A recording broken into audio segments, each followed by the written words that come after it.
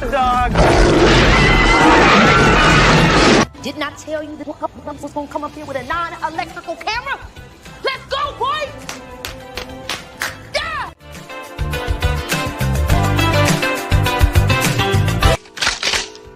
This is it. Don't get scared now.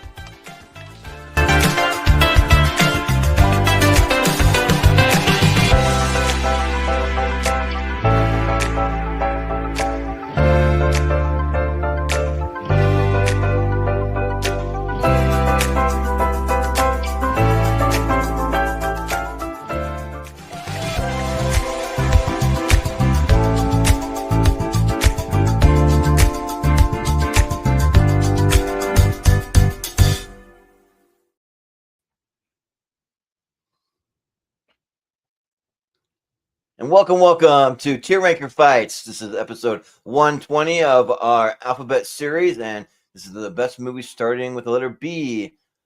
According to this panel, we will attempt to rank them, and there are a lot of movies, and we're all rooting for Baby Geniuses and Baby's Day Out, right? But there's a lot of B movies, and you'll see how it's going to work here in a minute. We won't get to them all, but we'll get to as many as we can within a time limit. But yeah, I'm your host, Jordan, the movie hero Anderson, and yeah, I'm excited for this one. So let's bring in our panel for tonight. We'll start with my co-host, as always, Austin Pez Howell. A, B, C, D. What was the rest? I forgot. I can't remember. I guess I'll find out when we get to the rest of the series. Huh? But no, there's a lot of interesting movies in here tonight. So, and boy, did it take me a while to put together this tier ranker list.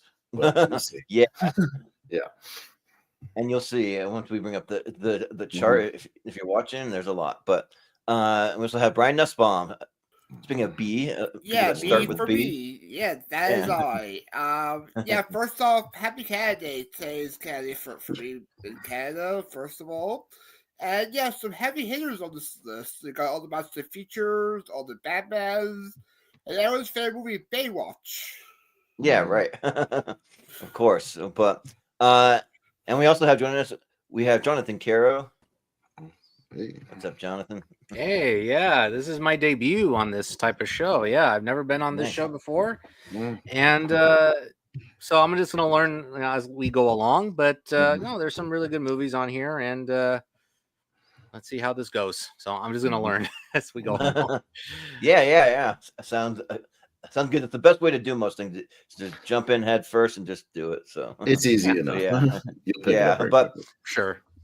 But last but certainly not least, we have Richie Goodacre. What's up, Pitchy? What's up, Pitchy Goodacre? What's crap? Yeah. Going good.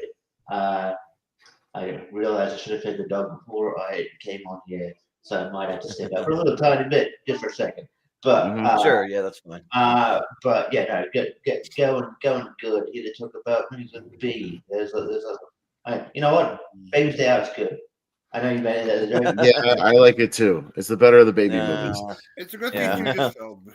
Yeah, but also apologies to JPO. We're sorry we can't have you. He was supposed to be here tonight, but he's having some computer issues. So hopefully he'll get that figured out by the next episode that he's scheduled for, and then we'll have him back. So, but I guess Austin, I want you to say that you break it down for any first timers or anyone that's new to the show, and let them know how it's going to work. Yeah. Also let Jonathan know how it's going to work.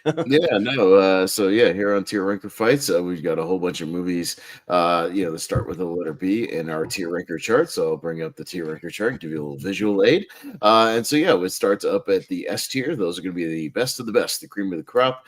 So it starts there and it works our way down kind of like grades in school. So you got your A, B, C, D, F.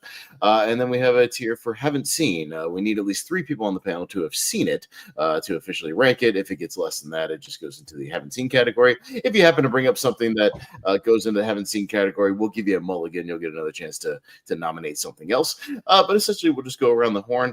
So we'll start at the bottom with Richie, and you can pick whatever your movie you want to nominate for any tier you want. It doesn't have to be S tier. You can nominate something for B tier. You can nominate something for F tier. Whatever you want to nominate for from this big pool of movies down here. And then we'll go around the horn. So if Richie nominates, let's say barbed wire, for something, then everybody else will get a chance. They'll tell us what tier he thinks it puts it in, just under a minute or so, kind of pitch it for whatever tier.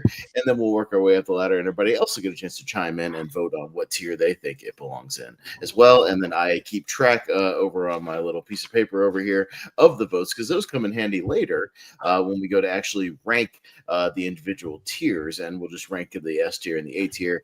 And we only allow 10 in the S tier by the end of the show, so it'll be like a top 10 essentially. So those votes come in handy later, in those S votes and whatnot. And then we have 3 in the honorable mentions from the A tier. So that's kind of how it works. Pans out later in the show. So we go for roughly just 2-ish hours. We'll get to a point where we'll stop there. We'll move to a Hail Mary last chance round. So anything that hasn't been brought up in the regular voting, nomination periods, you get just to shout out those last minute movies. See if you can get something in the crossover. We'll do some very quick voting at the very end, and then we'll see what makes it in the end. You'll see how it goes, Jonathan. I'll explain it as it goes along. No problem. You'll pick it up very quickly. I promise. It's very easy. Easy peasy. That's how it works. So but we can probably go ahead and just get started. Jordan, what do you say? So yeah. All right. We always start at the bottom of the ladders. It's displayed, so it'll be Richie first. So what do you want to nominate? What movie? All right. Tell you what I want. No. You know what? Let's start with Batman. Not the Batman. 89. Yeah. All right. Batman 89. Yeah. All right. Sounds good. Yeah. Right. And it's there. Mm-hmm. I think. It's just the first really, kind of gritty Batman seen on screen. First Batman movie I saw, because it came out in '89. The best year in all of history. Of course, because that's when that was the year I was released into the world. It's a really great film. I think Michael Keaton, to me, is best Batman. It's just endlessly watchable. I think Tim Burton creates a great universe here, and I think it belongs in the S tier. Well, I'm just saying that we haven't seen Batman and Richie together in the same room, and they were released in the same year. So you never know. So, but next up will be Jonathan. So if you got one, you want. Or he could just comment on Batman. Sorry. Sorry. I'm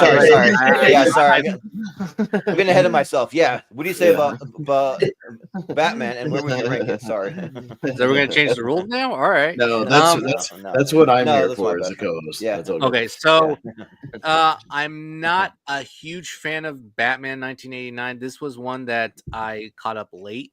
So I grew up more with Nolan's Batman. Unfortunately, I saw Batman 1989 late in life. You know what? The very first movie I saw with Batman and Robin. Ugh. Oh, wow. That was my introduction. I know. And then I watched the cartoon and everything was fine. But no, this one, it's actually entertaining. A good Tim Burton movie. I think it's just more reliant on style than substance. Keaton's great. Nicholson's great. It's a good movie. So, B. All right. We are ranking B movies. You're right. What do you do? Right. Let's throw it in the B tier for B movie. Why not? B. Yeah, for me, I do enjoy the different Batman series you can choose from. Actually, you can get all the Batman films except for the Dark Knight Rises here. I do enjoy Batman '89. Jack Nicholson had a lot of fun with the Joker character. It's not my favorite Batman. I have a different Batman that's on this list, so I will give it an A. Yeah. Austin, what do you say? Man, what are we doing with this list if Batman 89 is not in the S tier? This is insane. No, it's S. The Batman 89 rules. I think it's one of the most entertaining movies ever made, period. I think it's one of the most entertaining summer blockbusters out there. Endlessly quotable. Did a watch along of it last year with Ryan Permison for the thing, and it was basically just a quote along. We were just quoting the damn movie the whole time. It was so fun. Keaton's still my guy. love this style of the movie, and I just love the story. Nicholson's great. No, this movie's in my top 64. I love Batman 89, so it's an easy S tier. Yeah, we want to get nuts. I think we're already getting nuts with the rankings here, so we'll see where it ends up. But I'm going to say S tier because Batman 89 rules. I think that's so good. I mean, how do you beat?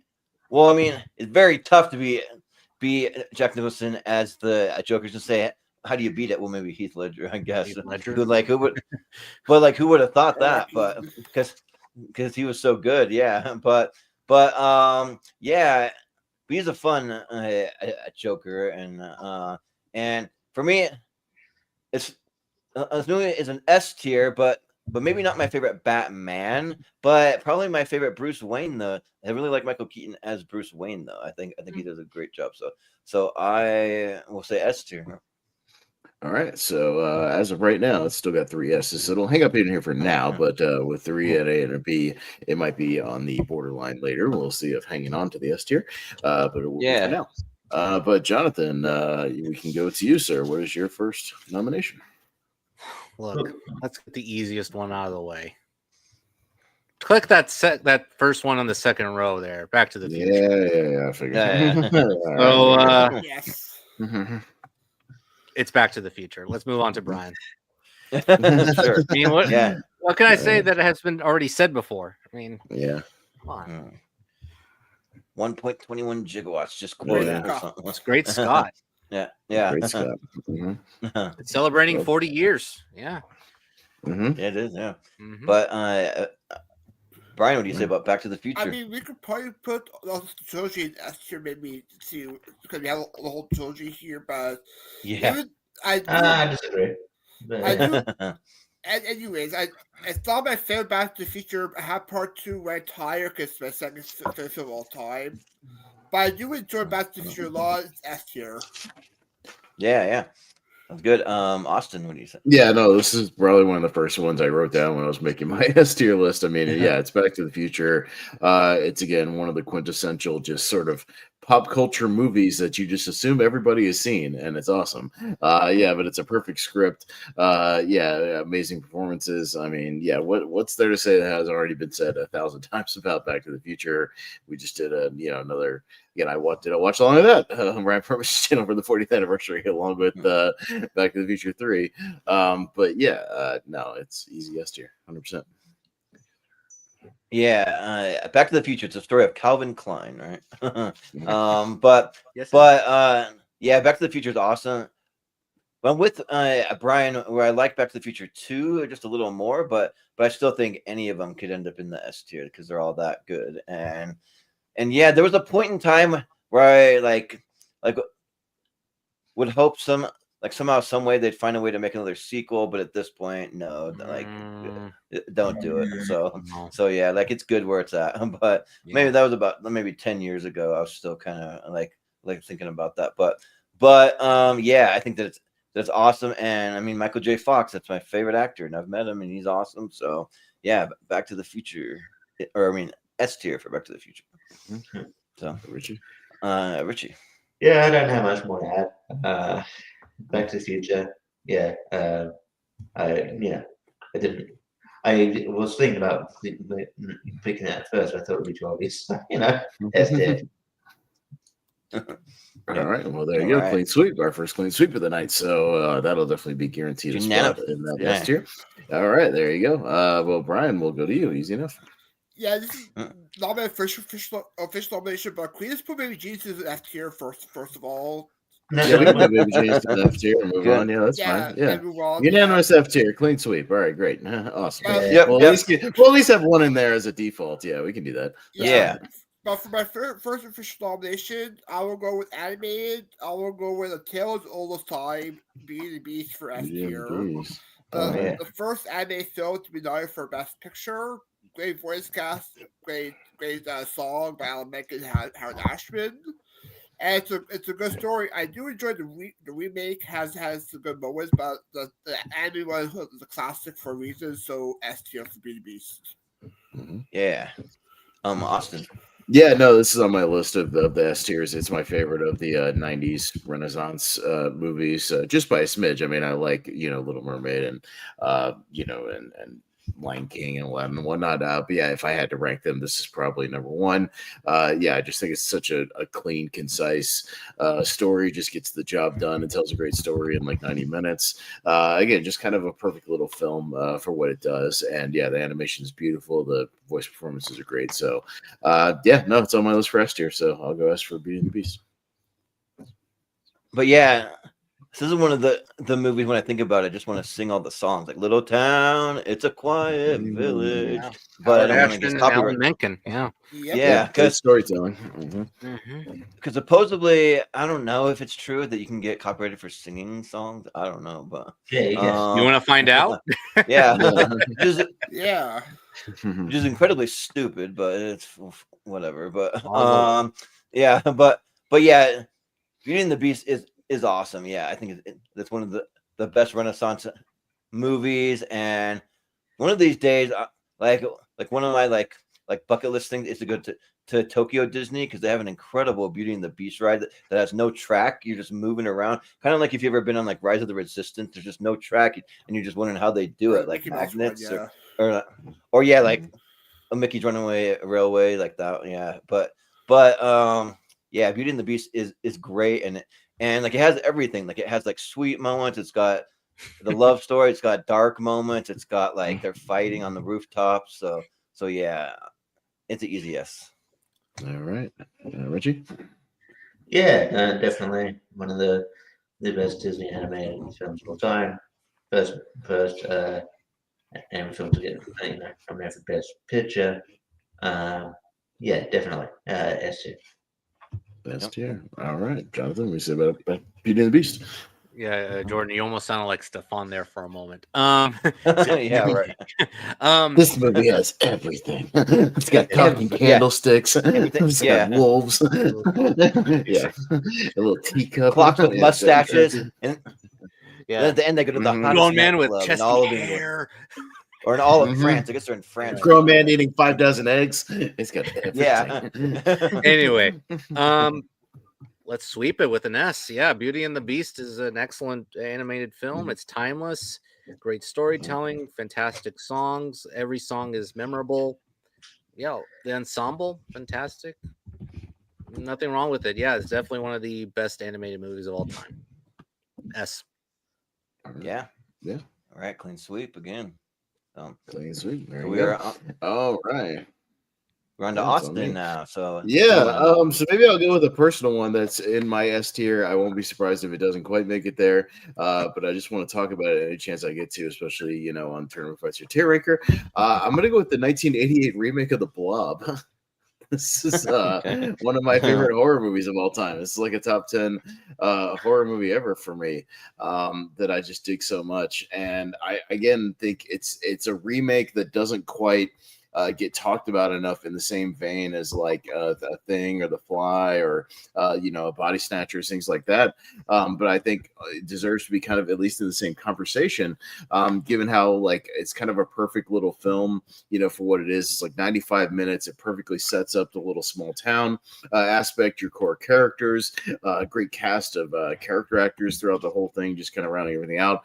Awesome special effects. The practical effects in it, I think, are incredible. And actually add a lot to it and are scary at times. And yeah, and just has a great little fun conclusion. You have a nice little kind of final couple with Kevin Dillon and Shawnee Smith. So I think it just really works. And I know if like not everybody holds it in the same regard as I do, just there. I have watched this movie so many times, and I've recommended this movie to people so many times that a lot of people find a nice pleasant surprise when I tell them how great this movie is. I think it's infinitely better than the 58 one. It's way more exciting, way more fun, way more entertaining, and just takes the premise to a whole new level. So yeah, well, I mean, we'll see what this ends up. I just want to throw it out there and just have a little fun with it and see where it ends up. But for me, it's an S tier. It's one of my favorite horror movies ever.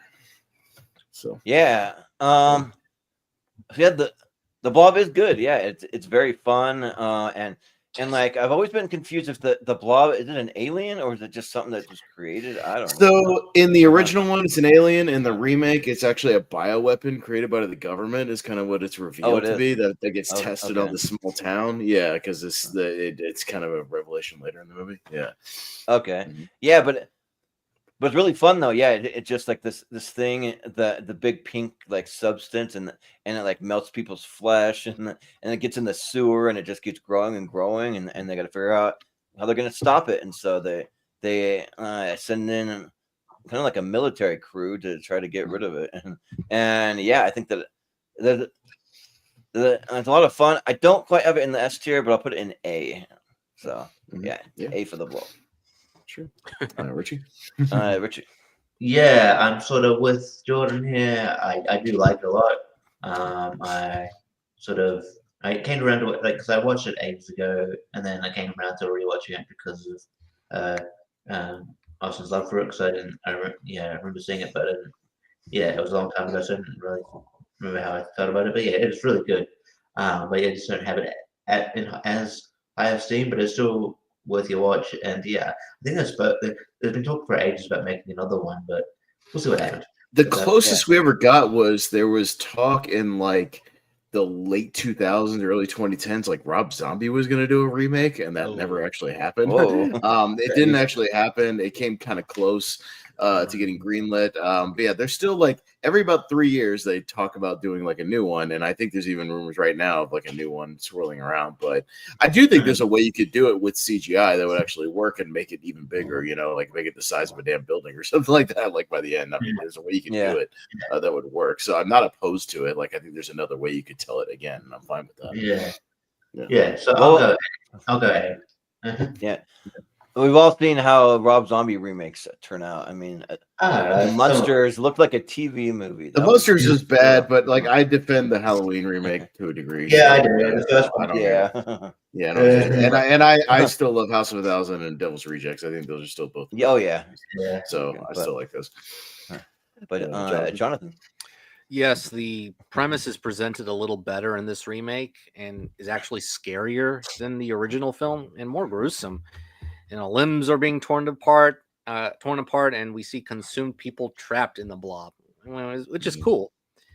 So it was a better and scarier movie than I thought it would be when I watched it during one of those Halloween marathons, and it's a really good movie. So yeah, I'll go A. Brian. I haven't seen it. I've seen the horror version of the blob. That's the type of blob I've seen, not the movie. The what version? The Treehouse of Horror where they parodied it on the Simpsons. Oh, the Treehouse of Horror of the Simpsons. Yeah. Okay. Was Homer the blob? Yes. Homer? Was he? Okay. Now I know what you're talking about. I see. Okay. Yeah. Gotcha. All right. Well, Jordan, it's on you then. What you got? So I'm going to go with a movie that just surprised the hell out of me when I saw it for the first time, and it ended up on my in my top 64, and that's Blind Spotting. So that movie just blew me away. I thought it was so excellently executed, and like all the social commentary that was in there, but they didn't just beat you over the head with it like a lot of movies do. Like they just kind of showed it as like a part of the main plot point, but it's not like they're trying to shoehorn it in there.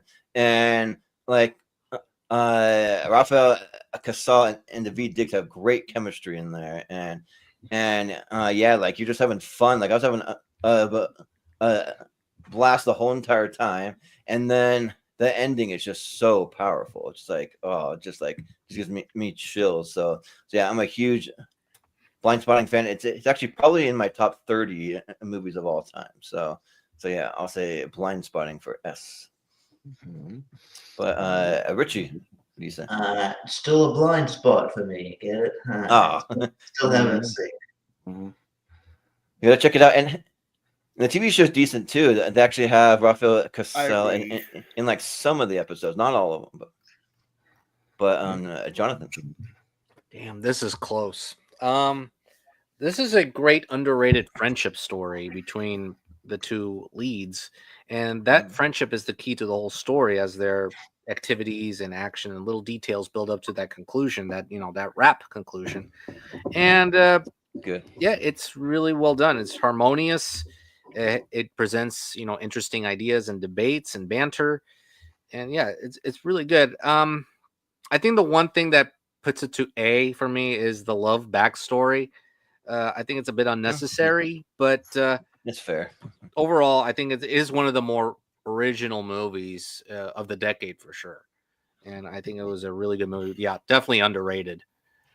Not talked about. So it is really close, but I would put it at A, high A.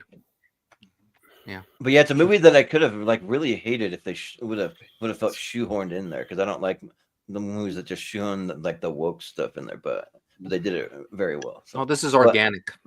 Yeah. But Brian, what do you say? Yeah, just like Richie, blind spotting is a blind spot for me, but I've seen the TV show of it though. Oh, okay, sure. Austin. Yeah, I mean, I think Jordan knows where I'm at. I've seen it once. I wasn't as high on it as the rest of the internet and Letterboxd seemed to be. I liked it. I thought the leads had good chemistry. I thought it was a good movie, entertaining overall. It didn't reach that pinnacle of oh my god, it changed my life the first time I saw it. It just didn't quite do that for me. I thought it was good, but it's a B tier for me. I think it's a good movie, but it's not an all-timer or even close to anything in my S tier list. So it's got to be a B. But yeah, well, at least three of us have seen it. So yeah, no, it's on the board. So there you go. It'll be an A tier for now. But yeah, so we'll go back down to the bottom with Richie. So what's your next nomination? I'm gonna see how this goes. I'm gonna go the 1974. I think it's 1974. Black Christmas. Black Christmas. All right. Yeah, let me go find that down here again. I got 200 movies in here, so give me a second if it takes a minute to find it. They're all in alphabetical order, but even then, they're all B's, so this is hard. I don't. Oh, there it is. Yeah, that's right. There it is. Yeah. Yeah, I put it. Yeah, one of the coolest questions, by the way. Yeah. Yeah, I actually came to this kind of late, but yeah, no, it just does a really good job at putting tension. It's just quite eerie, quite scary. It's just I found it to be just a fantastic horror movie that I don't feel gets talked about in the sort of pantheon of sort of horror movies alongside like Halloween and things like that. But I think it definitely should, because I think it sort of definitely paved the way for those horror movies that ones that came after it. So I think it's really good. And let's say that the remakes are better. I might bring one up later for another section. I don't even think I pulled them for it because I didn't care. It was who gives a shit? You see the 2019 version? I swear, it's so bad. Yeah, we did it. We did it for our drinking game. Me and Wolf, the 2019 one. That movie's so bad. It's one of my least. That's favorite another movies. F tier for me. I will say that's one of my least favorite movies of all time. I would legit say that I hate that movie. And Jordan, you want to talk about shoehorning a message? Yeah, into that's what I the was movie? gonna say. That fucking movie is all about that shit, and there's no horror at all. It's bad. And every time you think that a kill or thing's gonna happen, they just pan away from it. Yeah, right. It's really. Really? Anyway, this movie though is awesome. Yeah. Jonathan, what do you say? Okay, so if you had brought this movie up before I rewatched it last Christmas, I would have given it a D. Wow. But rewatching it and giving it a second chance, I liked it a lot more. So, yeah, I think it just focuses more on the investigation and character very well, and just sets the stage for a much better Halloween. It's basically a holiday version of a Splatterfest film. It's really good. I just didn't think the characters were all that special to me, except for Margot Kidder. I think she was terrific. So, and directed by Bob Clark, who made Christmas Story and Baby Geniuses. And Porky's. Okay. We made two movies on this list. Yeah. So it was a vast improvement on my part last Christmas. So it went from a D to a B. So B. And also, rest in peace, Olivia Hussey, this last year. Yes. Yeah, but But Brian, what do you say? Yeah, when it comes to horror, I only prefer the slasher type movies like this one or the Scream films. Those are the type of films I do enjoy for horror. But I do enjoy Black Christmas. It's a good remake. I would probably put It's it not a A remake. tier. This is the Not original. remake. The original. Oh, the original. This is the Okay, original. so A tier. Yeah, Yeah. we don't want to No, talk there about have the been remake. there have been 2 remakes in 06 and 2019. Yeah, this is the OG. Oh, I see. Okay. Yes. No, and yeah, this one, yeah, it's gonna be like a lower S tier, but it's an S tier for me.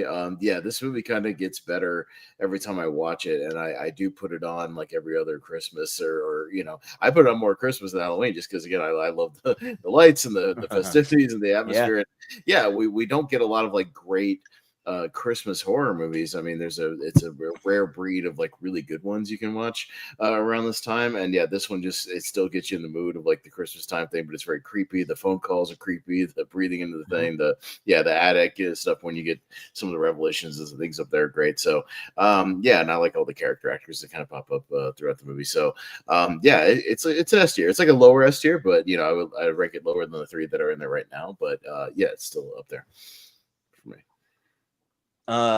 Yeah, and I remember one Christmas, my dad, we had a family in town, and he got us all up, and he's like, "Hey, I thought of the perfect way to go celebrate Christmas. We're gonna go see Black Christmas." But it was when the 2006 one came out, and so he's like, "I got us tickets. Come on, you have to go." But I tell you what, that 2019 movie makes that 2006 movie look like way better in hindsight. Yeah, so, right. Yeah, Yeah, so, looks like The Godfather Part 2, basically. Yeah. That's what you're saying. but he kind of like kept on with the joke for a little bit, and then finally just like, Black Christmas. What a way to ruin Christmas. Black Christmas. Come on, like, stupid is what he said. So, but because it's just like Christmas is supposed to be like such a happy time, huh? But yeah, let's yeah, watch Christmas to the Cranks instead. Yeah, right, yeah, we'll do that. Yeah, my family does. There's gonna be a lot of Christmas movies on that one next time. See, yeah, right. But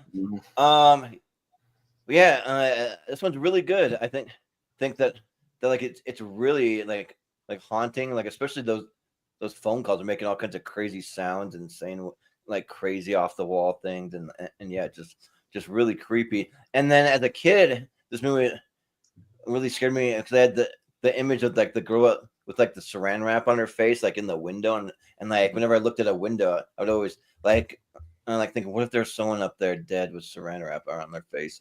So it always like freaked me out. But and there's some like fun like scenes where they're like getting all the townspeople together to go look for one of the girls that's gone missing. They can't find, and so they get on snowmobiles and they're going through the snow and all that. So it's fun. And yeah, but I don't quite have it at an S tier because I have it ranked about the same as I do the Blob. So it's about on par. So I'll have to say A for Black Christmas. Okay, well, it'll be at the top of A for right now, so right around there. But all right, so there you go. Jonathan, we'll go to you next. What you got next? All right, I'm gonna bring up a movie that got unfairly hosed on Tournament Fights. I'm so angry. Like, you should have seen me on the computer. I was so pissed off. You're like, so I know this Pride Month is over, but hey, I think it has ascended to one of my favorite movies now of all time. Bound, baby. Let's go Bound. Yes. So Bound. Bound, directed by the Wachowskis and their debut. Yes, their directorial debut. I'll just put it in perspective. It's about a lesbian ex-con played by Gina Gershon, who's hired as a painter / plumber in an apartment building, and she encounters an attractive money launderer played by a money launderer played by Joey Pants, and then his girlfriend, the attractive Violet, Jennifer Tilly, in the elevator. And Violet seems to be turned on by Corky from the initial contact. And then they basically have a lustful secret relationship, as you can tell in the very first few encounters. Yes, you can play that noise, that sound effect. Yeah. Very, very sexy. Jennifer Tilly. Yeah. Oh, yes. Jesus. I mean, good looking. That scene is on the cover of a Criterion Blu-ray in 4K. I'm not joking. Oh wow. I'm not joking. But but that like little close up shot of them, those two lips together, like, oh my god, Yeah. tension right there. But no, it gets beyond that really quickly, and it becomes a very chilling and smart crime thriller. And it focuses more on the importance of the relationship, and they skew away from the plot and focus more on the message and also their planning. And it's very effective, great movie, and it doesn't waste a moment, nor a scene of irrelevance. So I think this is just a great, sexy, chilling neo-noir caper. This is a great movie. Yeah, Bound and the Matrix. That you'll understand why they got the Matrix after Bound. So yeah, like it kind of had some like style to it. Almost. it does. It did. Yeah. So Bound. Yeah, but Brian, what do you say about Bound? Yeah, I have to say I haven't seen it Bound. Oh, okay. Well, Austin. Yeah, I think I finally watched it for, what was it, the 96 series that we did? Yeah, I finally got around to it. And yeah, no, it was very good. And yeah, a little different than kind of what I expected, because yeah, it was way more noir than I thought it'd be, just like almost like a one location thriller too. Most of it takes place in Joey Pants' apartment. Most of the movie, about 90% of it, or right next door at the other one that she's working on.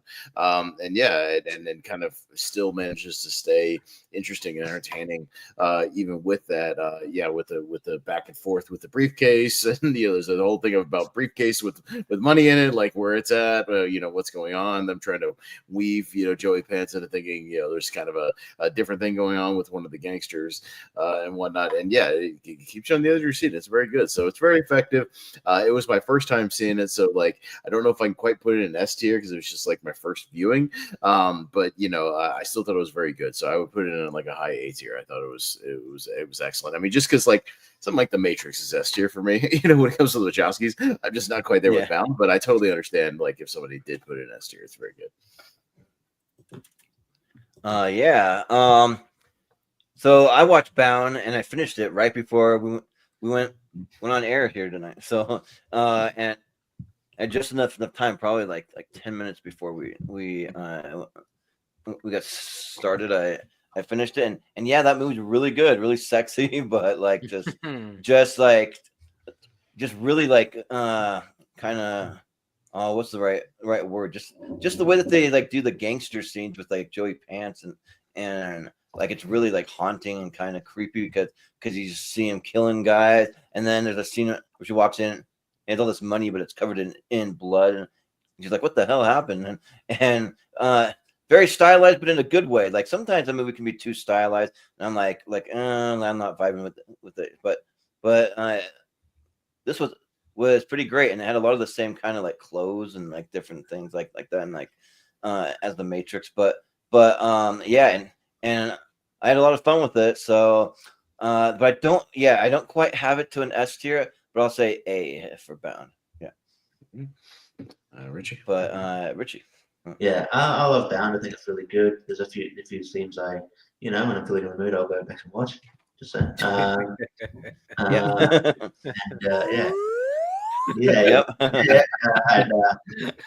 think Jennifer Tilly and Joey Lauren Adams should do a podcast because you wouldn't know who's talking because they got very similar voices. They look like kind of similar. They need to have them be a couple in a movie, and it would be very confusing to anybody just listening to it. Yeah. Face Off. We could have done a female Face Off in the 90s. Yeah. Right. I sort of made that connection when we talked about Big Daddy, which might come up here. On the movie.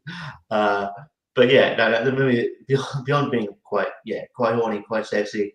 It'd be a great movie to come out, like a remake coming out like around this time, especially like last year when it was a really horny year. I feel like would have fit in great last year. Make a new version with Margaret Qualley and like Sydney Sweeney, and there you go. Well, actually, you know what? Love Lies Bleeding was pretty close. It's very close. It is. Yeah. Brian. No, but this movie is really good outside of that. So yeah, it's definitely like one came to. So after Matrix, sort of like the rest of the guys, I have Matrix as S tier, and then down a little lower. So I would have it as a high A, but yeah, like if you added it, I don't want maybe on another rewatch, it would actually go to S tier. But for now, it is A. But it's a really strong A. It's really good. Yeah. Yeah, Malcolm says Margaret Qualley and Mikey Madsen would be a great pairing. Yeah, I would agree on that one. Oh, the Once Upon a Time in Hollywood reunion there. Yeah, but Sure, why not? But it's interesting how they can have two girls do something like this, and everybody loves it. But if it was two guys, people would lose their shit. be like, no, don't. I don't know. Challengers. Yeah. I mean, yeah. Yeah. All right. Well, we will go down to Brian. What you got? Yeah, I'm going to try for this. You had two Sandlers in this episode. I will go with my favorite comedy, Billy Madison for S tier. Of course. Yeah, Sure. this is overall my favorite comedy of all time. It's very quotable. Down for like a Von Juan hot piece of ace. Chris Farley is great as the bus driver. I do enjoy Steve Buscemi's cameo. That good thing I called that guy. Bradley Whitford plays a great villain. Eric, you get Larry Hennigan as Carl there. Have a wrestling reference to Revolting Blob. It's one I always go back to. S tier for Billy Madison. Yeah. Austin, what do you say? Man, Brian bringing up Billy Madison, I'm shocked. Yeah, what a surprise. Yeah, what a shock. No, 100%. Yeah, I'll go S tier for Billy Madison. Shocker. Yeah, it is one of the silliest movies ever made, but in a fun way of like, this is prime, just coming off of SNL, Adam Sandler. Like if I had to rank the two back to back, like in like an individual ranking, I would have like Happy Gilmore just like slightly higher, but they're very, very close because I saw both of them a million times on a book on VHS growing up, so they got a lot of airtime. But yeah, I mean, even growing up, I appreciate all the character actors that are thrown there. Yeah, Bradley Whitford, Larry Hankin, all those guys are a lot of fun. So I mean, it's one of the better still like Sandler movies to this day, and yeah, just very silly and fun and very lighthearted and a good time. So I'll go S tier for Billy Madison. Yeah. Yeah, Billy Madison is one of the most endlessly quotable movies. It's so good, especially like all the Chris Farley stuff. That is correct, or like hey, who threw that? I'll end your precious field trip pretty damn quick. He's like, I dare you to throw your sandwich at the bus driver, and he's like, or like saying, Mrs. Vaughn, I dare you to touch your boob. Touch your boob. That's assault, brother. so yeah, there's just so many like just great quotes, and just out of left field too, like crazy sloppy Joe lady, like who would have thought we wanted that, or like the whole or like the whole O'Doyle family being brought down by a banana peel, and they're like O'Doyle rules right off the cliff. It's just like so good. Or like even at the academic decathlon, I just love when Bradley Whitford gets lit on fire, and he's just sitting there laughing and like jumping up and down. He's just so happy that he's on fire. But yeah, so I mean, like it's kind of dumb fun, but I love dumb fun when it's done right. So like, and this is like some of the best, and it inspired me. We lit a flaming bag of dog poop on my friend's girlfriend's doorstep. But I didn't realize how flammable poop actually is. And this flame was going like 4 or 5 feet high, and she had a wooden porch too. We thought we were going to burn it down, so we had to go stomp on it. Well, Jordan, call the fire department. This one's out of control. Yeah, right. Yeah. Judas Priest bar with one of them flaming bags again. Yeah.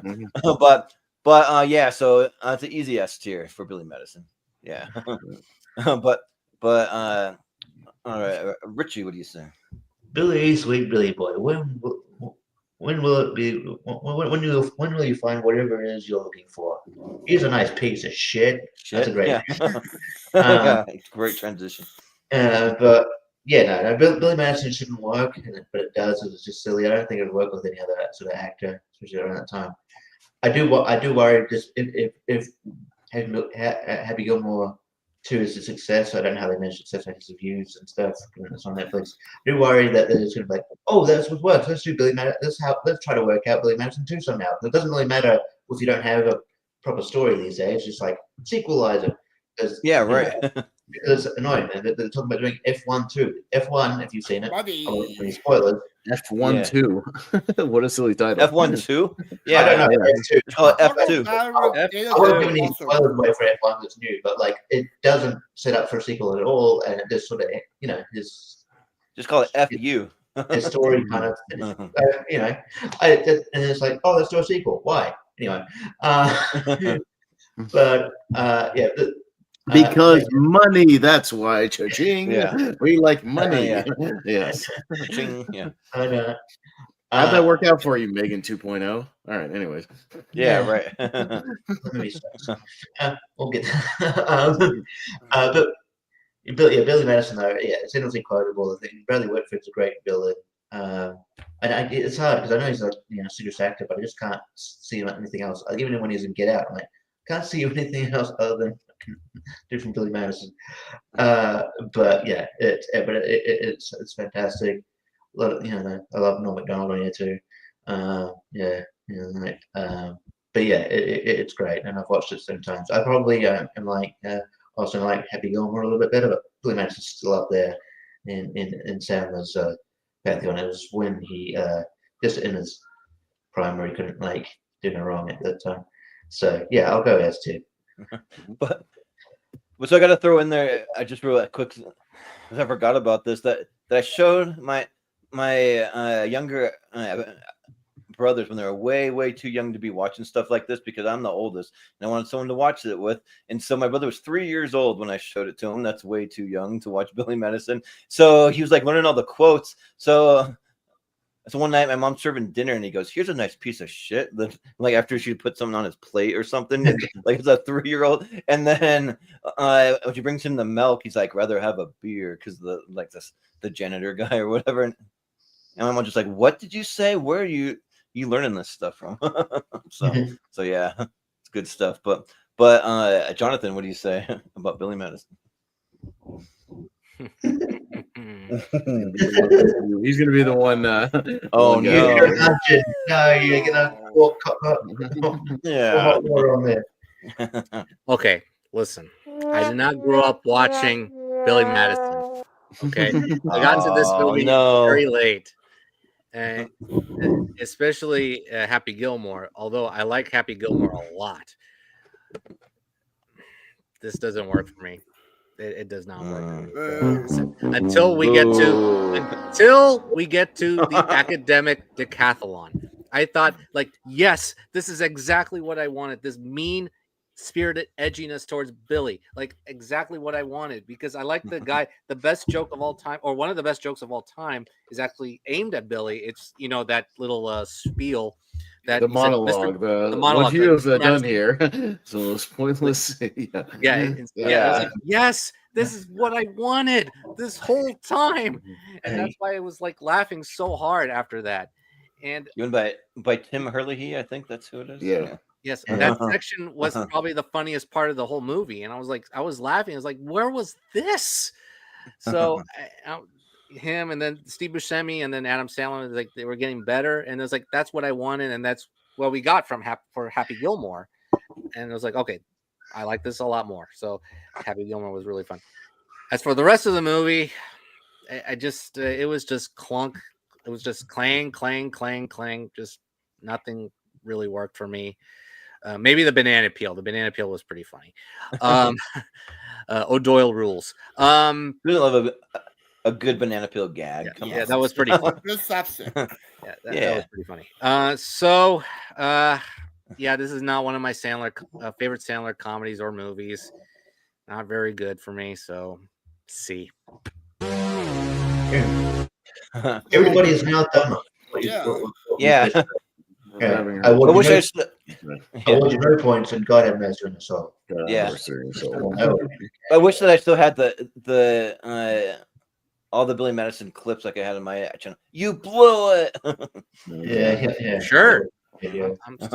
I'm existing right now. Hey, I would have given Anchorman in the net. Hey, Jonathan, with that C vote. Shut up. Okay. Yeah. Sure. There you go. Again, like I caught this up. I caught like this like when I was like 20. So yeah. Well, Mm. well, Malcolm says that he's surprised it took Brian this long to bring up Billy Madison. Actually, me too. Well, he had to go. Well, he had to go animated first, so Exactly. I understand. That's what I It was do close. first. It was close. Yeah, right. But it tracks. All right. So I'll stick in the vein of comedy, and happy belated birthday a few days ago to 99-year-old Mel Brooks. Let's go Blazing Saddles for my pick. I can't believe we're finally getting a sequel of that. I guess I'm a little skeptical as well of that. At 99, Spaceballs were gay well, Spaceballs. As far as like, I'm just talking about Mel Brooks in general. Like Spaceballs, like that's just. Is he going to be alive when that movie comes out? I just worry. Yeah, Not that I want that to know. happen. If you were smart enough, shoot his scenes first. Yeah. I agree. Well, yeah, you have to do that. No, 100%. But anyway, so that's getting off on a tangent. But yeah, Blazing Saddles. Yeah, it's my favorite comedy of all time. We talked about it in the Dad Movie Tournament.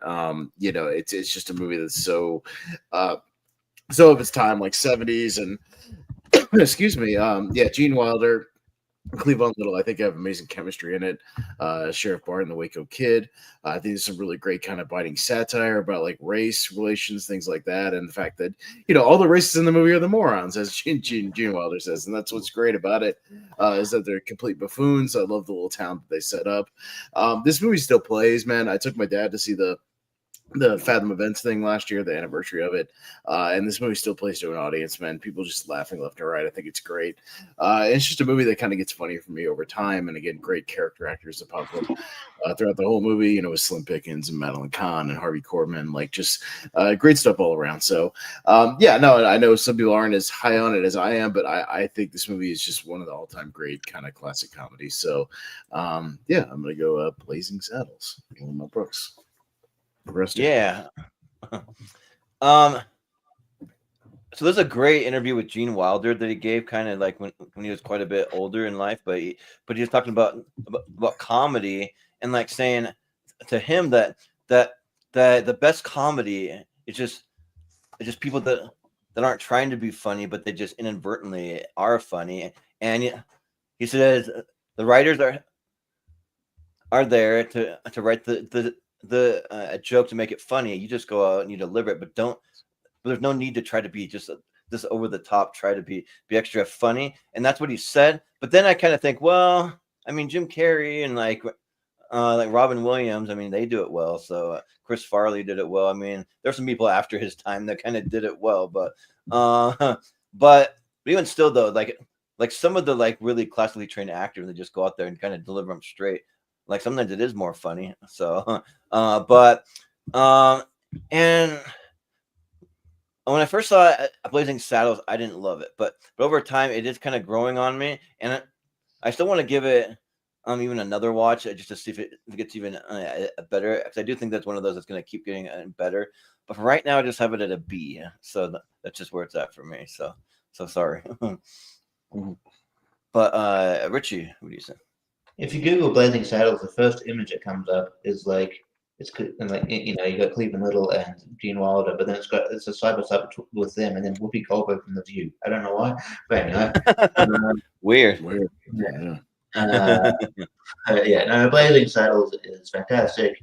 Alison Chris's fucking mad as well. He's a huge fan of Mel Brooks comedies. It's definitely one of my favorite ones.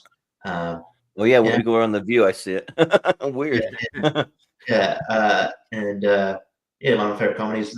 The best Western, according to us, much to the chagrin of somebody. So definitely I'll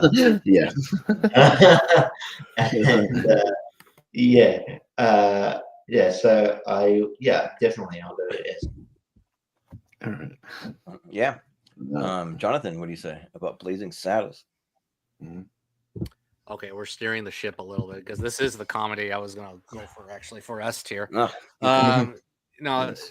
Because having rewatched it for a tournament, I was like, this is actually really funny. This is really funny and really smart, And the points that Mel Brooks is banking is just, it makes you think. It's insightful, but also it's hilarious. And it doesn't try as hard, especially compared to like spoofs, later in the day with, but even though the Naked Gun is really good, but there's some spoofs that are just that pale in comparison with Blazing Saddles.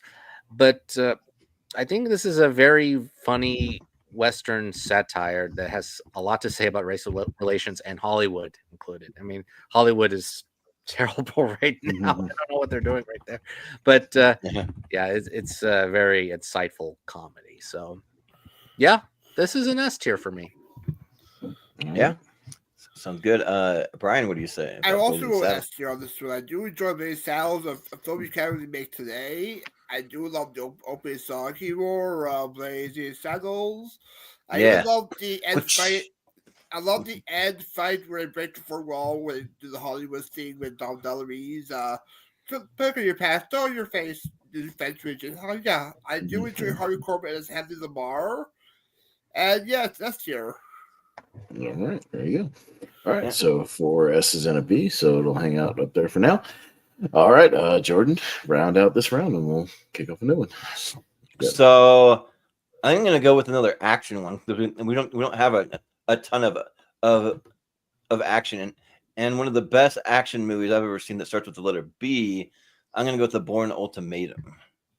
So I wanted to choose one of them from the, and it's pretty close between the original and Ultimatum. I think that they're kind of neck and neck, but I mean, I just think that the franchise like it just gets really awesome with The Bourne Ultimatum, and like it's just him where he's got a good chunk of the answers, but there's more questions that keep coming up, and it takes him all the way to the office of the CIA, and I think that it ends up in like David Strathern's office, and like that kind of has like I'm in your office kind of thing without actually saying it though on the phone, and yeah, I mean, like now after going to Universal and seeing the Bourne Stuntacular, I kind of like even like Julia Stiles even less because she's like the host of that thing.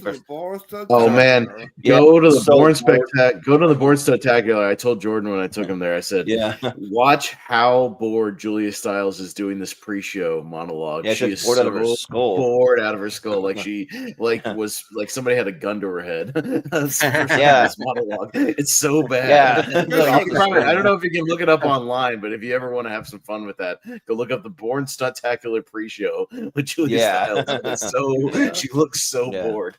It's hilarious. Yeah. but I think though too that like this is where the franchise gets even tighter because you have Paul Greengrass and like he's one of the few guys that I think can actually do the shaky cam well. There's not very many directors, but I think he can actually do it, and it actually works, and it's not too like nauseating to watch or anything. And yeah, I just think that like you're just on this crazy thrill ride, and it just amps up to like 11 here, and it gets really good. So yeah, I also remember like when I saw the so this is like sort of a weird comparison, but it came out the same year as The Sum of All Fears, and I remember going to see that because now I don't really love that movie that much, but when I saw it, I thought it was pretty cool. And then my dad went to go see the Bourne Identity, and he's like this movie's nothing compared to that. Go see the Bourne Identity. That movie rules. The movie's way better. So, and I did, and he was right. So yeah. But the Bourne Ultimatum will be S for me. Richie, what do you say? Yeah, I like the Bourne Ultimatum. I slightly prefer Bourne Identity, but Bourne Ultimatum is still very good. I don't think the franchise ever gets to an S for me. It is a solid A though. So I'd say a high A. I'll go A. Yeah.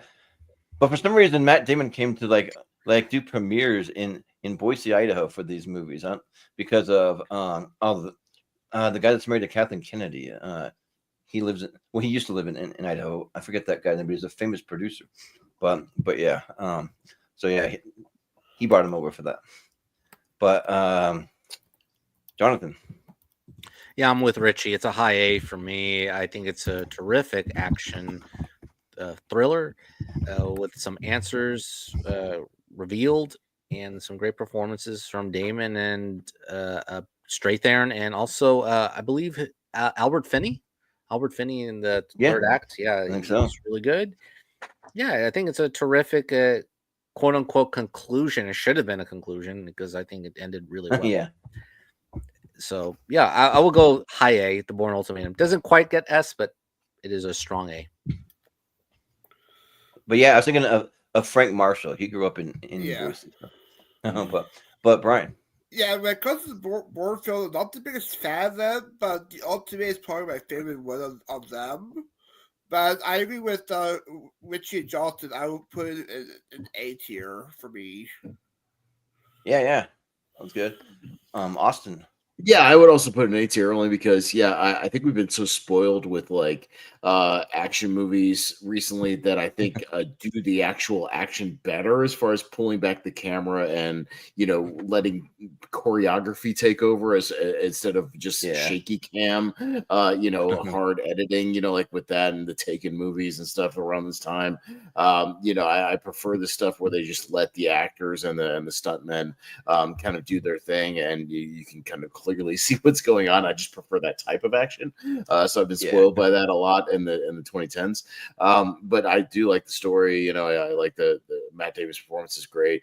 So I do like I like the substance of the Bourne movies. Like just the actual action is probably my least favorite thing. Like the fight scenes are my least favorite thing, oddly enough, of it, because it's so hyperkinetically done in that 2000 style. So I don't love that aspect of it, which is why it can't quite be in like S tier action for me.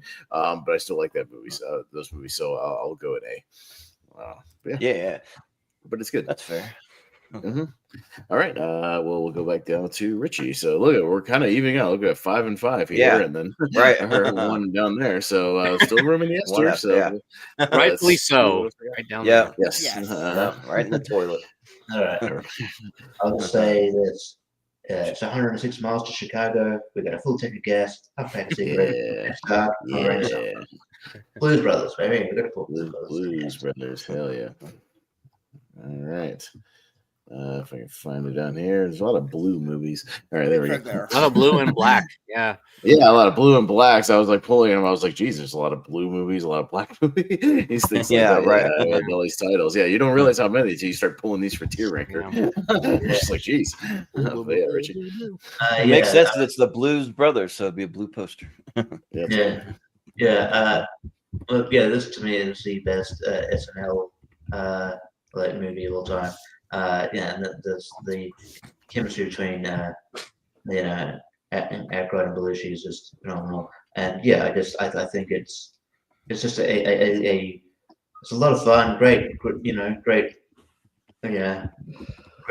ode to like music of the time as well, but also just great action with and it's fun. It's just a fun movie and another one that I think I was introduced to by my dad. So sort of holds special place. So I'll go. Yeah, definitely. That's definitely S tier for me. Well, it makes sense because it was in our dad tournament, Richie. So yes, as a dad. Oh yeah. Jonathan. Yeah, I hadn't seen the Blues Brothers in a long time, but I really enjoyed it when I watched it. It's probably due for a rewatch, and I was laughing, but also was taken away by the Detroit atmosphere and also the car chases. The car chase that pays homage to the French Connection in a way. It makes me laugh with all those destroyed police cars, but also has that musical spirit. You can listen to the soundtrack once in a while. Great cameos. Oh boy, this is a good pick, Richie.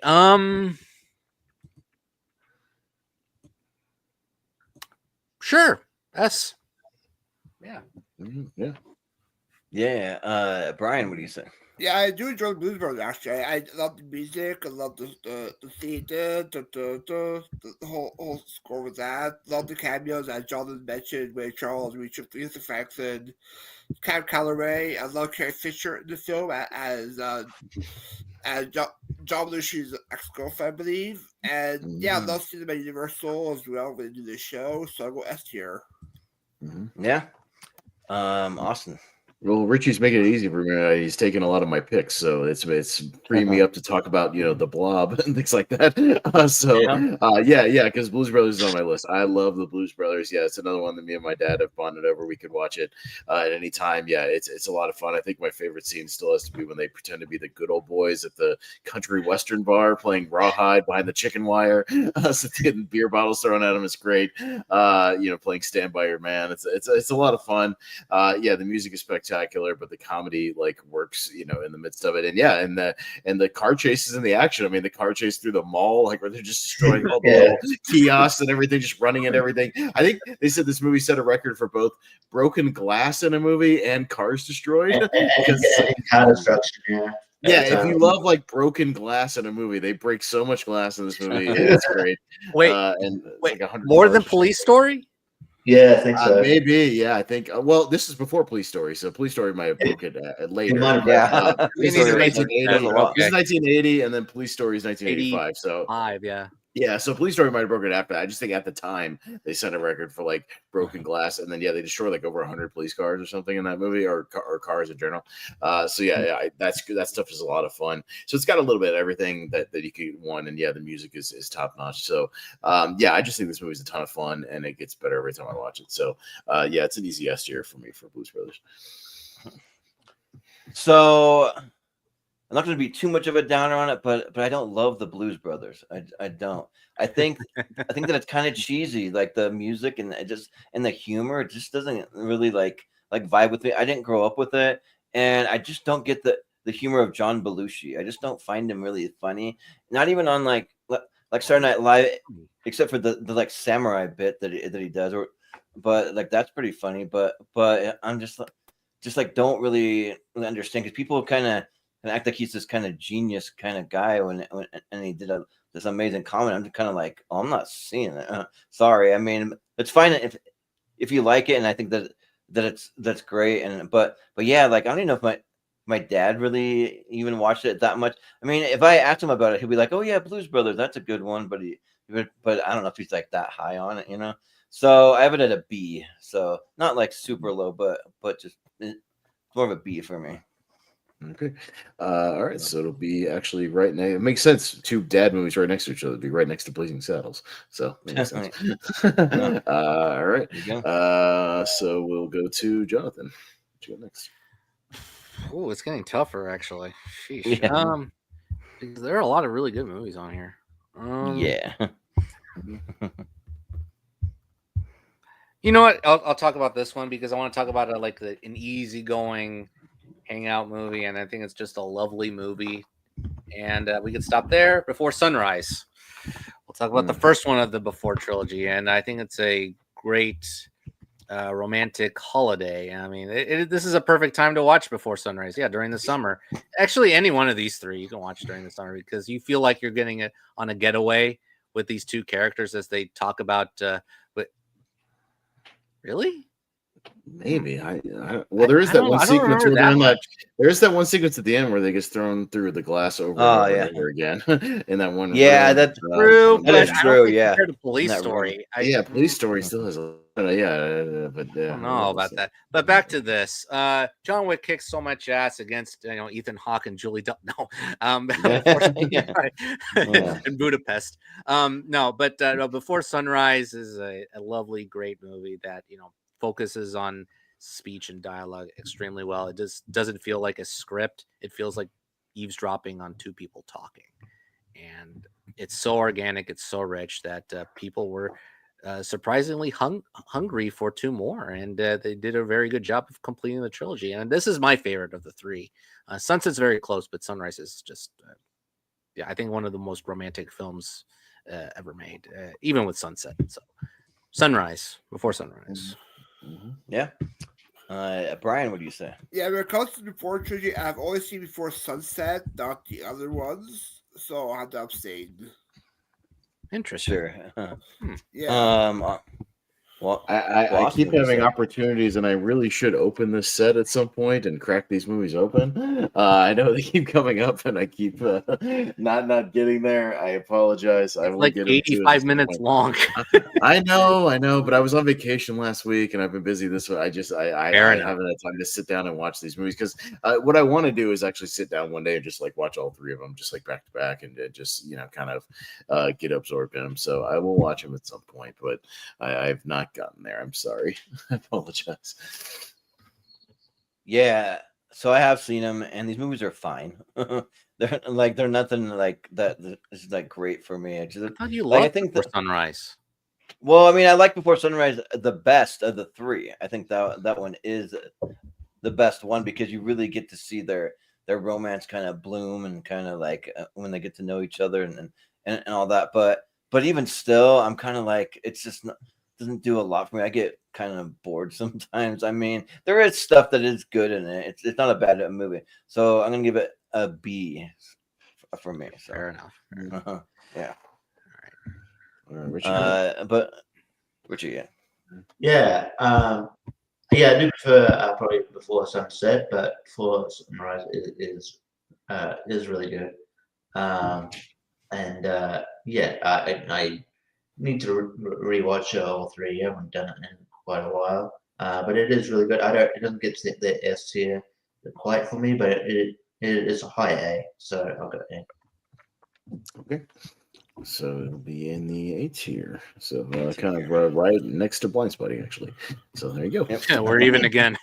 Yeah, we're just evening it out. Yeah. Yeah, All right. yep. So let's see what happens here. So, Brian, why are you voting for Big Daddy? Yeah. That's not my pick, actually. It's gonna be the it'll be my next pick will be Batman Begins, actually, for the S tier. Okay. Batman Begins. Oh, Batman Begins. Yeah, celebrates Batman anniversary Begins. this year. A great return to the screen for Batman, directed by Christopher Nolan. I like how they did use a normal Batman villain to use one of the other villains in Scarecrow by Cillian Murphy. Great score, great origin story, origin story esque. But I do enjoy the action sequences where he's training with Liam Neeson. And yeah, I'll try Batman Begins. Yeah. Austin, what do you say? Yeah, no, I don't know if I can quite go S tier for Batman Begins only because like Dark Knight is like a superior like S tier movie just in my estimation if I had to rank them. But it would get like a high A for me only because I think the action and the story of the Dark Knight is just a tad stronger. But I do think Batman Begins has a lot of great stuff and it is a good origin story. I like the visual style of it. I like Cillian Murphy. Liam Neeson is great. So I mean it's got a lot of elements and it has aged very well. I think it really works as a strong kind of opening, and I think just Dark Knight is kind of the great, takes it to the next level just right after that. So but yeah, I would still give it like a high A. I just still really like Batman Begins. Yeah, well, you're talking about my favorite Batman movie because I love Batman Begins. I like it even more than The Dark Knight because it's different, and they like do some different things with the Scarecrow and Ra's al Ghul and I just really like what he's doing, and you really get to find like some history behind the character that like they've done a lot of Batman origin stuff. Like we don't need to see his parents again, even though we do. But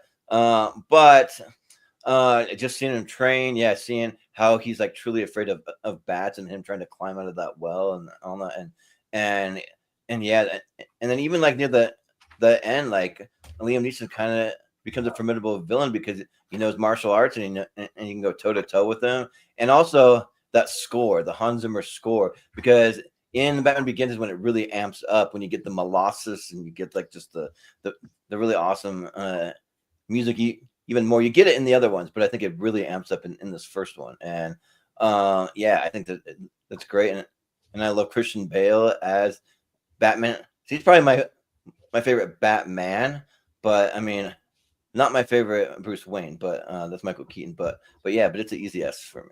So, but Richie, what do you say?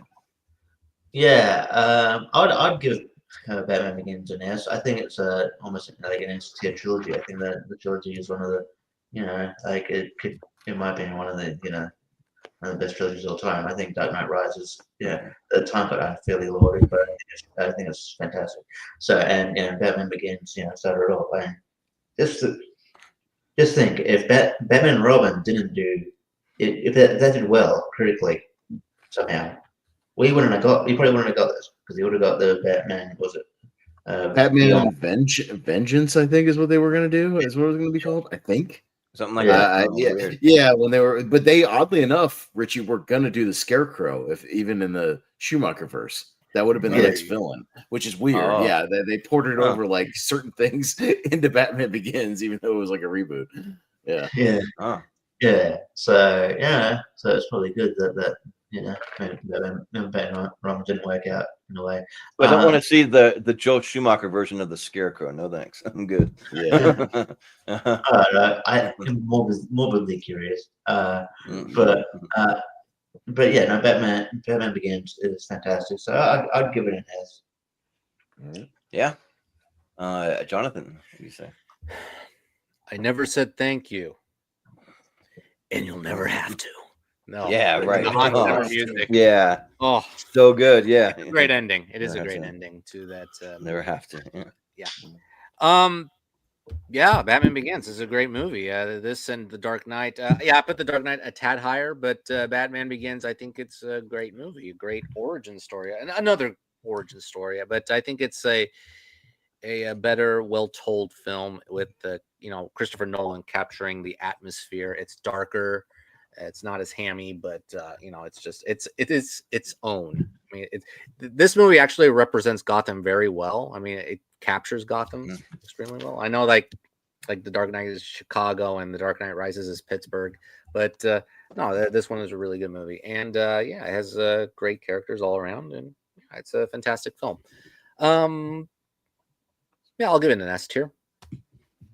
Okay. Yeah, and also I prefer Katie Holmes over Maggie Gyllenhaal. I thought she did a better job. I disagree, but All right, so we still got 4 right there. All right, so it's on me. I feel like I was looking over the list to find we need a B movie in B tier. I was trying to find a perfect B movie for B tier. I feel like there's nothing in B tier. We should have something in the B tier. So you go to the Jerry Seinfeld movie. Good luck. Movie. Yeah, no, not that movie. That movie's like a D. That movie's awful. Yeah. So I think I have a perfect one because it's a guilty pleasure comedy for me, and it's not Baby's Day Out. I won't go there. But I think it's for me. Okay. I think it's something that's clever enough. And it does some satire stuff, enough fun. I don't think it's a perfect comedy. But I think I got something that's a perfect kind of B comedy. Let's go Blank Man. I'm gonna go Blank Man for B tier. As kind of an interesting one there because this is a one that I've always enjoyed. It came on. And I'm shooting for B tier. I'm not going for S tier. I'm not shooting for that. But it is one that I have seen a whole lot. It used to come on cable, and I think it's more clever than people kind of give it credit for. Because Damon Wayans is a fan of the '66 Batman, and he even watches it in the show. They do the little transition things that Batman '66 does. He models himself after this, and it's sort of the perils of being not a superhero, but you got some fun character actors in there with Joe Polito, and then him and David Allen Greer I think have pretty good chemistry, and it's just a silly kind of fun superhero send up, as somebody who doesn't have powers but he's smart, like a Batman, and kind of invents his little goofy gadgets and shit. And I just think it's kind of a silly fun movie that it's not like an S tier movie or anything like that, but I think it's charming and a good time. So I think Blank Man's kind of a perfect B tier comedy. I think it has just enough there and to be right there. So I was trying to look over, I was like, what's a movie I like but I wouldn't put an S tier. I'll go Blank Man. I think we should have something in B tier. Sure. Well, I'll say that I love me some Damon Wayans, but I haven't seen this one. This is a blind spot for me. So it's on my voodoo. You should watch it. Yeah. I think you'd like it. Yeah, I'll have to check it out though. Yeah. So, but I'll abstain. But Richie, what do you say? Yeah, I'll shoot it probably B tier. I know. I appreciate the big. Blank Man. It was one of those ones I watched when as a kid, and I'm like, oh, should I rewatch it, or is it because that's sometimes dangerous because when you're a kid, you're like pretty much you don't have much standards, so you're like, oh, should I watch it? No, this is this is fun.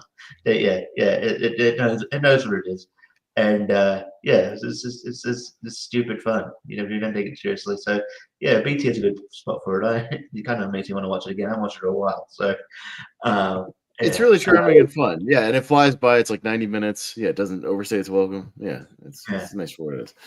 Yeah, and if you're a fan of Batman 66, like there's a ton of homages to Batman 66 in there. So I think if you like that, yeah, I think it's fun in that way. Nice. Yeah. Well, Jonathan, what do you say about Blank Man? I have never seen it, so okay. Brian. I have seen it, but it's a long time ago. I remember they show on TV as well here. It's a fun spoof type movie. Love seeing Tony Cox pop in there for a bit. I would agree with B tier for this. Yeah, there you go. It's a B tier. I'm not shooting for anything high. Yeah, unanimous. I just feel like movies with B. We should have a B movie in here. Sure, yeah.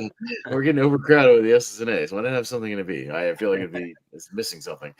So, yeah, that's my contribution. Should I go for a B1 or a C1? C now? No, we'll see. I'm sure I could find something for a C tier. I'm sure, but yeah, I don't know. Yeah, but no, I'm gonna shoot high most of the time. So for my pick, I'm going to go with what is now my favorite Western of all time because I've watched it multiple times. I'm going to go with Butch Cassidy and the Sundance Kid. Okay. So, when I saw this for the first time, I was just blown away. Like some of the greatest chemistry that I've ever seen on screen. It's just Robert Redford and Paul Newman because they play so well off of each other because they're kind of giving each other a hard time. They're messing with each other, but then you just see the friendship and the brotherhood, and then just knowing that they were best friends in real life, and then it translated over to the screen like that, and like just the journey that they go on, and then a little bit of a love story in there, kind of, but like the raindrops keep falling on my head, and like they just have like a cool like journey from where they're at, and just like them playing outlaws, and then they're on the run, and I guess they end up in like Bolivia or something like that. But yeah, so I'll say S tier for Butch Cassidy and the Sundance Kid. But Richie, what do you say? Yeah, I think I appreciate Butch Cassidy and Sundance Kid more than I like it. I do enjoy it quite a bit, but I don't know if I get S here for me, but I'd definitely go high A. Yeah, sounds good. Jonathan, what do you say? Yeah, it's a really good Western. It's a really fun Western. It's a good old time with Newman and Redford, and it's a fantastic dad movie. As Austin was saying, it's a dad movie, and I think that it's ahead of its time regarding those in that genre. And it's also kind of suspenseful towards the end, and you know what happens in the end. But it's really good. But I have it an A, so A. Yeah. Brian, what do you say? Yeah, I also enjoy Butch Cassidy as a kid. It's a good dad movie, and you saw the dad movie Turban. I do enjoy the chemistry as well. I would probably put A as well. Yeah. Austin, what do you say? Well, you know me. I'm the Western guy, Jordan, and I'm the Paul Newman guy. So yeah, I'm gonna go S tier on Butch Cassidy. Yeah, I love Butch Cassidy. It's fun. I think it's one of the great buddy duos. Ever. And you're also the 70s guy. Come on. Yeah, I'm the 70s guy. So that's 60. This is 67. This is 67. Oh, okay. Actually. But still, a good year for cinema. Yeah, but a good year for cinema. And an important year for cinema, and one that it feels like a 70s movie because it was 67. Had a lot of movies that felt like 70s movies. It was changing cinema. But yeah, like and then Paul Newman, our new Tony Stark, according to recast Avengers. Yeah, right. Really? Yeah. Hell yeah. That's awesome. I made it happen. You're welcome. Yep. So, that's awesome. That'd be great. No, the cool movie. Yeah, I love the sequence where they're trying to lose the people trailing them, so they're like constantly just running all over the place and running through water and running up mountains and just all over the place, just trying to lose everything. Eventually, just like jumping off a cliff. Yeah, it's a great scene in the water, and and the shootout. Good humor in it. Yeah, no, great humor. The opening stuff with them doing little bets and things, and just trying to outsmart people and scheme their way, through life. Like it's just a lot of fun, and just a great watch. So yeah, I'd go S tier. For Butch Cassidy. So there you go. Right. Yeah, it'll be right above Black Christmas though, so it'll be the top of A with 2 and 3. Right. So it's could make an honorable mention. It could, yeah, definitely. So even as it is. Yeah, still even. There you go. Still even. You got to even it out. Yeah. All right. Okay. We're back down to Richie. So what you got? Yeah. I kind of want to get a B tier as well. There's two ones that I think. One that is definitely more my movie I've brought it before, and one that I'm like, that could sneak into B. So what am I gonna? Which one I'll do?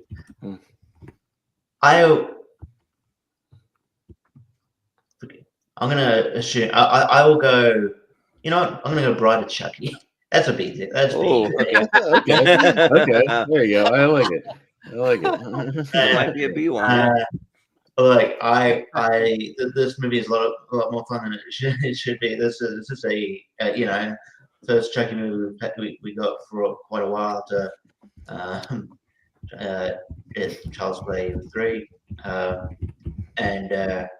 it's just a lot of fun. I didn't. Jennifer Tilly, that doesn't have like an extensive filmography. She's already got 2 things on this list. So she's great.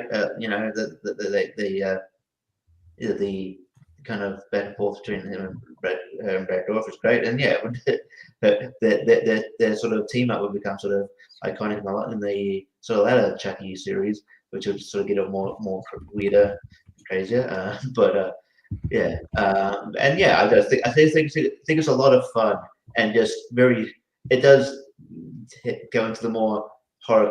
It does lean into more horror comedy than the other ones, but it is very stupid, very fun, and probably want to watch way before I probably should have, but my mum and dad were really lenient with what I watched at the time, and it's very stupid fun. I think it's a good B. Good B. For sure. Well, speaking of Jennifer Tilly is the second one, so there you go. That's what I mean. Yeah. Yeah. All right, what other Jennifer Tilly movies do we have on our list here? Yeah, right. Well, unfortunately, Liar's not on here. So right. Uh-huh. Yeah. But Jonathan, what do you say? We're in exact agreement, Richie. I think this is the perfect B movie. Yes, it's wacky, it's nonsensical, but it's a lot of fun. It is a lot of fun. It's a fun, scary film, fun Chucky film, and just them being in love is just it's the dull version of another movie I might bring up, or someone else might bring up. Let's just put it that way.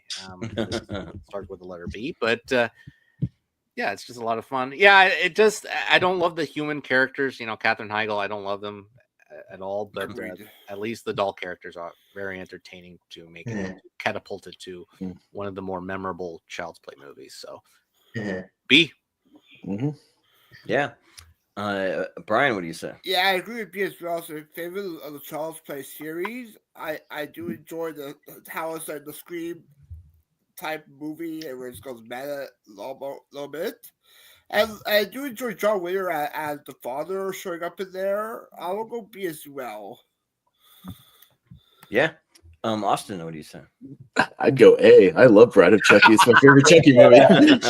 It's my favorite Chucky movie. Like I love this movie, man. Like, yeah, it's my favorite of the movies. Like I think it's kind of like Dream Warriors in that I think it has the nicest blend of like enough kind of not like scary stuff, but enough of like sinister Chucky and silly Chucky. Like it has that blend. Sort of like Dream Warriors has the best blend for me of kind of jokey Freddy and scary Freddy. Like I think it's just got a nice blend of everything. It doesn't take itself too seriously. There's some nice homages to Bride of Frankenstein in there as well, because she's watching it like as she gets kind of transformed and whatnot, and it works. And it's got a nice visual style to it. It's Ronnie Yu, who went on to direct Freddy vs. Jason, which I do like as well. And there's a similar visual style to it, which you can see why he would then get tapped for that, because they have a similar feel, like they could be in the same universe almost. And yeah, it really works. So I'd go higher than you for Chucky. Hey, for Bride of Chucky. I love Bride of Chucky. So maybe we'll do it at some point on Wheel of Movies. I don't know. Yeah, So, I would make I that. wouldn't mind talking about. I wouldn't hit it. Yeah. Jordan. Well, I think we're in the same boat, Austin, because I also love Bride of Chucky. I think it's great. It's my favorite one. so yeah, I'd say A.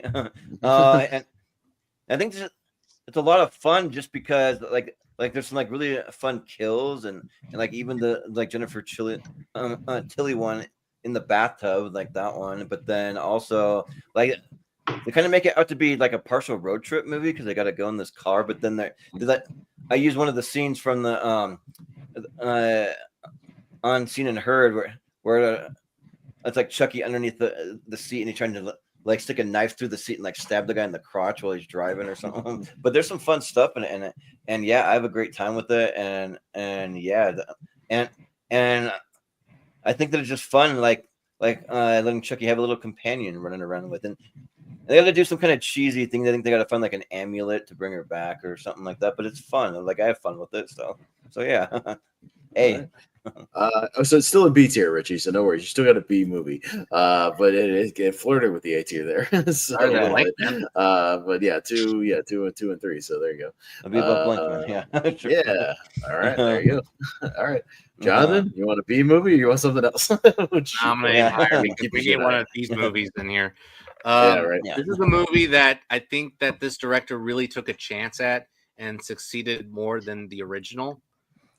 Blade Runner 2049. Yeah. Okay. Yeah, this is a movie that I think it's better than the original. It expands the lore extremely well. It expands the original material from Philip K. Dick. It explores the themes further and intertwines it with character development, story, tone, and some of the most amazing visuals I've ever seen, with some of the most amazing cinematography I've ever seen from Roger Deakins. And it's dense. It's a slow burn investigation. It's kind of unpredictable.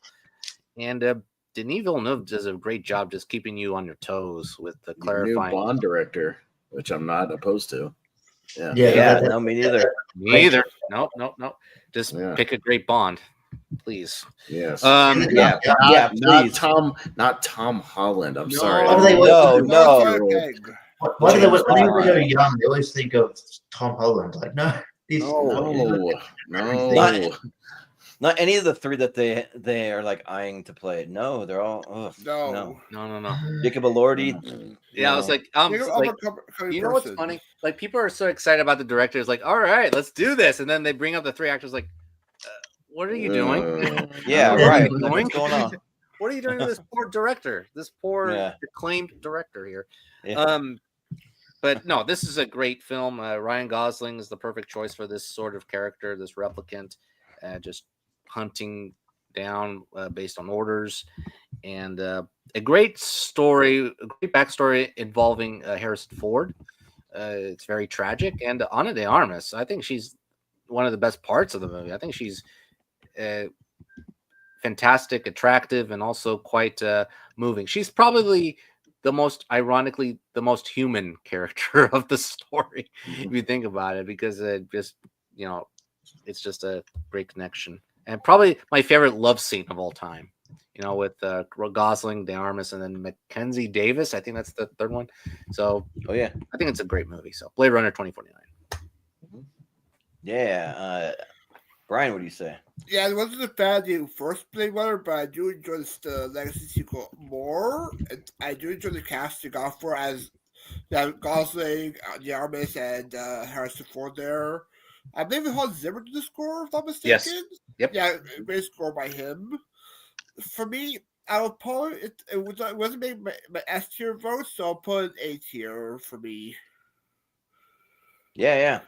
Austin, what do you say? Yeah, I would also go A tier only because I'm not enamored with the Blade Runner mythology and whatnot. Yeah, the original movie I would put in like a C tier. I'm still not over that hump. Like, and with the people that think of the Blade Runner is like amazing, I'm just not there yet. I give it a chance every couple of years, but that movie just kind of is kind of a snooze fest for me for the most part, other than the visuals, the performances. So, but I thought this was an improvement because I just think it's kind of better, better paced and a little more entertaining. I like the visuals a little more. You have the score, so it's an improvement for sure. And I think it's this is the one I would go back to out of the two movies. So I would also go A tier only because I don't know if any kind of Blade Runner related movie would be like an S tier for me, but I do think it's better than the original. And yeah, I would go A tier. Yeah. So for me, this is a movie that when I first saw it, I didn't really like it because like for me, I go in expecting an action movie, and in some small ways it is, but it's not really. I really wouldn't call it like that. Like it has that much action in it. They do classify it as sci-fi action if you look it up, but I don't like the original one either. I thought that it was just slow but like one of the fun things, go look up the comedian Harlan Williams. The original Blade Runner is his favorite movie of all time, and he gives some pretty good points as to why that movie's great, and makes me want to go back and rewatch it. But I mean, this is one of the fastest movies though that just shot up for me. That like after like a second, even a third watch, I was just like, what was I thinking? This movie is almost like a near masterpiece. This movie's awesome. It's so good, and like just the subtle little just slow kind of burn things actually work more for me on a rewatch, and the cinematography is just breathtaking. It's just so gorgeous, and yeah, like all the colors. Like me, I'm a sucker for like the synth wave kind of stuff. I have like shades of it on our channel and stuff, and yeah, I think that like it just works really, really well. I'm an Ana de Armas fan now after that Ballerina. Like she's just like getting better and better for me, and yeah, so I'm gonna say S tier. Yeah, Blade Runner 2049 is great. Richie. Yeah, I love both. It doesn't quite get the S tier for me, but it is really, really good. Even like Batista in a small part proves once again that he is the best wrestler turned actor with his bit at the start. He's amazing. Yeah, I will watch anything that guy does now. But yeah, I think it's really, really good, and it's a solid improvement from. Yeah, I do think it's better than the original. I do like the original a lot. But yeah, it's just not S for me. But maybe upon subsequent rewatches we'll get there. But for now, it's an A. Okay, fair enough. Yeah. So there we go. All right, so it'll be at the top of A. So we're still kind of even here, back and forth. All right, so Brian, we'll see what you got. Yeah, I'll go for a B movie as well for this round. Let's go. We're all going for B movies. Let's go Balls of Fury for B tier. Actually, There you go. Yeah, this movie is a lot. Balls of Fury. This movie is a lot of fun. It's like hell yeah, almost where they make it a professional sport. That folk was perfect as Ray Daytona. Christopher Walken plays a great villain. And it's a lot of fun. You get George Lopez, Aisha Tyler, a lot of people showing up. It's a lot of fun. And yeah, I'll go B tier for Balls of Fury. Yeah. Sounds good. Austin, what do you say? So you know what's funny that Brian is I was considering two movies for the B tier, and it was Blank Man and Balls of Fury. I this is another like one that it's just one of those like goofy like kind of guilty pleasure comedies that I think is, again, it's like 90 minutes, it flies by. It's almost like a send up of sports movies because it's just like almost like a parody of like all these like a Rocky or just any kind of like inspirational sports movie, because you have like James Hong playing a great almost like a Mr. Miyagi, but like completely being silly and nonsense, just falling all over the place, just being fun. The training sequences are silly and goofy. And yeah, you get a myriad of just like fun cameos. You have the like Tom Lennon and Christopher Walken and just like a lot of Terry Crews, like a lot of people just like kind of popping in for a couple of minutes.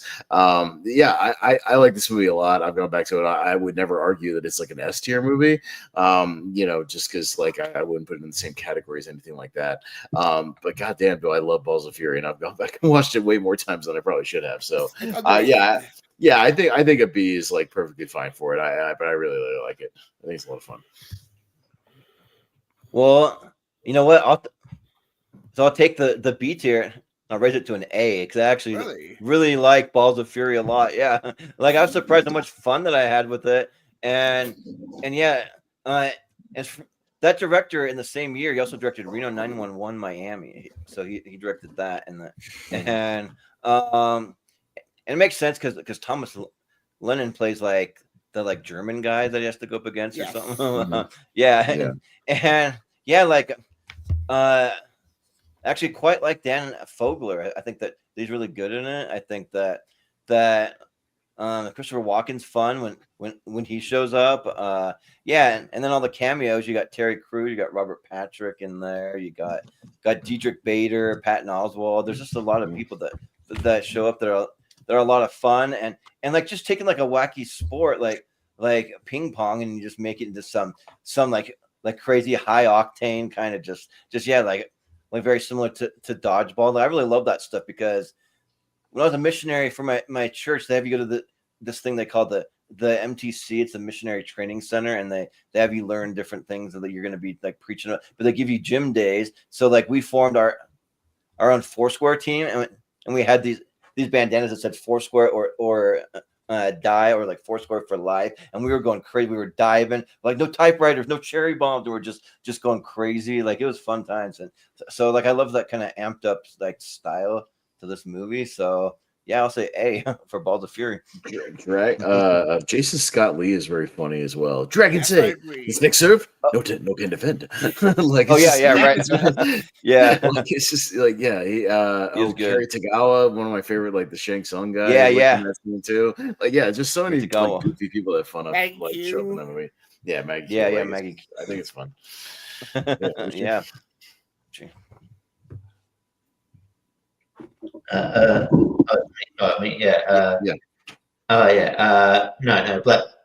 I think B is a good spot for it. But I like this new trend of doing B movies. It's fun. So Balls of Fury is great. So I got not much else to add. So B. Yeah. Jonathan. D. Let's move on. Oh, come on. And that's only for the scenes. That's only for the scene with the bees. I actually like that scene. So yeah, Maggie Q's good, but D. Come on. Well,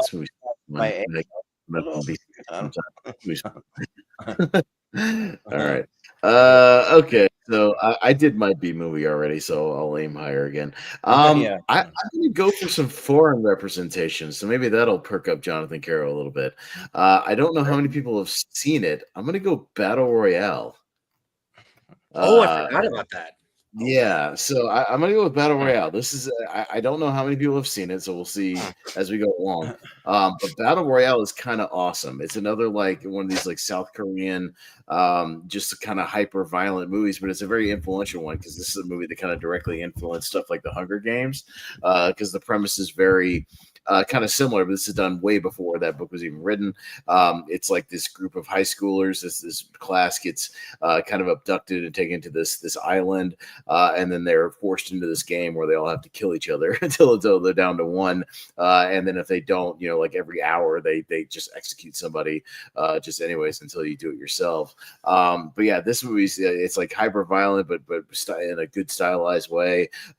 Good performances. You can sense like the panic of everybody on there, and the people who are kind of running the game are very sinister when they're laying down the rules and whatnot. It's a super really like entertaining movie that I don't know if it gets the credit as other Korean stuff like Old Boy that kind of came around the same time, or some of these other movies. But I heard about this movie very early. I think Quentin Tarantino was a big fan of it, and he advocated for it when it came out. So I bought like a special edition DVD that I found, and I still have it. There's a sequel too, but the sequel's not as good. But yeah, Battle Royale. I just wanted to shout out and see. I don't know how many people have seen it. This may be a mulligan. We'll see where it goes, but it's great and it's very entertaining, and I think it's awesome. And I threw it on this list because I really enjoy it. So we'll see what happens with Battle Royale. See what happens. So I've been very into Asian cinema lately. Like it's kind of been my jam, but this is one I haven't seen, so it's a blind spot. But I really want to see it because it sounds awesome. But I just haven't seen it, so I'll have to abstain. Sure. Richie. I have seen Battle Royale, and it's great. I mean, I first heard about it when Hunger Games was coming out, so I'm like, oh, I better check it. And then I heard how the premise. So I'm like, oh, it sounds like I like, bonkers premises, and I was like, and sort of, and trust trust Asia to do that premise because they're great at done. And it's fantastic. I like it. Watched it a few times. You're right. The sequel's not as good, but Battle Royale is great. I think there was a stupid joke where it was like of the Pulp Fiction meme, where it was like, what what they call what they quarter pounder with cheese games in France. Yeah, Battle Royale with cheese. Anyway, so I'll go. I'll go S tier for that. Maybe one that's really good. All right. Yeah. Jonathan, have you seen Battle Royale? You don't have to use your mulligan. You're fine, Austin. I have seen it. Okay, I just want to make sure. I know Old Boy and things like that are a little more like well known, so I don't know how well known this one is. I have seen it. If you're familiar with the Hunger Games movies, you're gonna love this movie. It's the grittier, bloodier, and fast-paced version of those movies, and also if you like Squid Game, you'll like this movie too. I think this is Squid Game. Yeah, I think that I like how this movie has a surprising amount of backstories they give to certain characters. They're not one-dimensional villains or hotheads. They explore who they really are. There's a sad couple of deaths, but and they don't deserve to die. But hey, you got to do what you got to do there. But because authoritarianism trumps socialism in this film, so the ending does go a little too long for my taste. But it is a pummeling, gruesome experience, and it's frenetic, and I highly recommend it.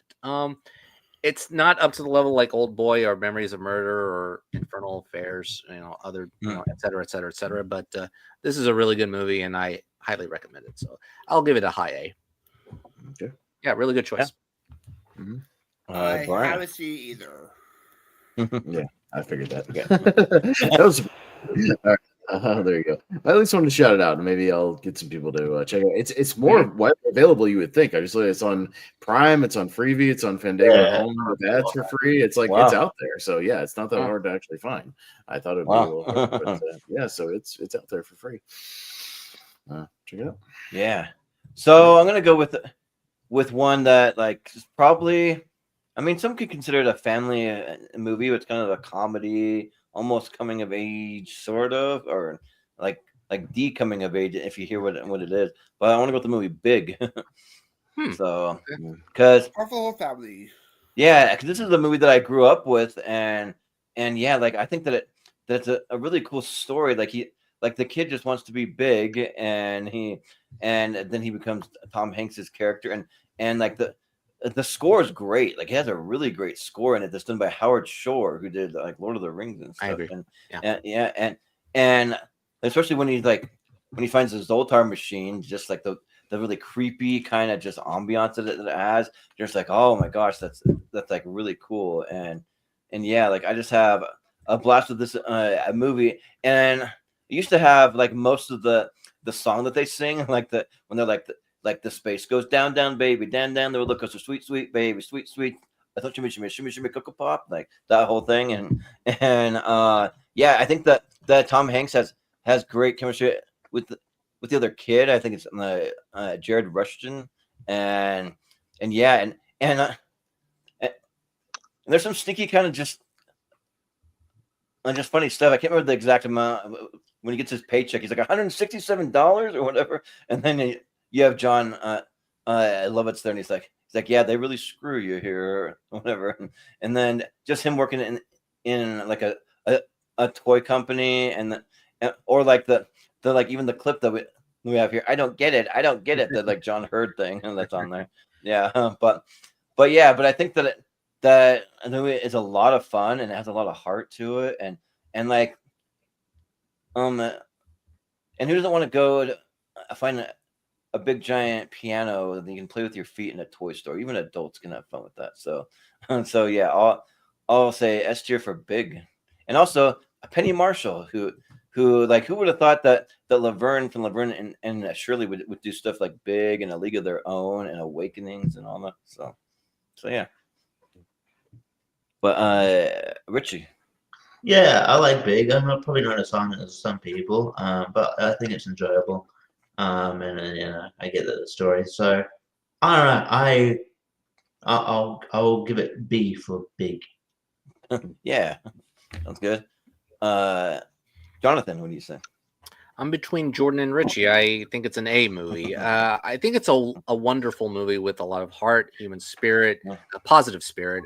Because Tom Hanks plays this child that he evokes that youthful energy and youthful fear extremely well, especially that first scene, that first night in his apartment where when he hears all those gunshots and he's just crying, and you feel that for him, and he does a very good job. Just the romance, I think it was weakly executed. That was a little eerie now, and just it questions me to this day, like, how did he figure? Okay, well, I guess we move on. But no, everything else is really good, really charming, and really good movie. So, but I give it an A tier. Because Elizabeth Perkins has no idea that she's actually seducing a child, and she has no idea. So, but from his perspective, how did he figure it out? Exactly. Yeah. Right. Yeah. Right. But Brian, what do you think? Yeah, I do enjoy Big. I believe he was Oscar nominated or Oscar. Yes. Okay. Yeah. Okay. Yeah, it's a good movie. I believe they filmed on piano in New York City, but not FL Schwartz no more. Yeah. But I would probably put it B tier as well. Okay. Yeah. Austin, what do you say? I'll probably go A tier. Yeah, I like Big. I like the performances. Yeah, for the most part, there's a nice sense of fun. I've played the clip, a couple of times here and there. Yeah. John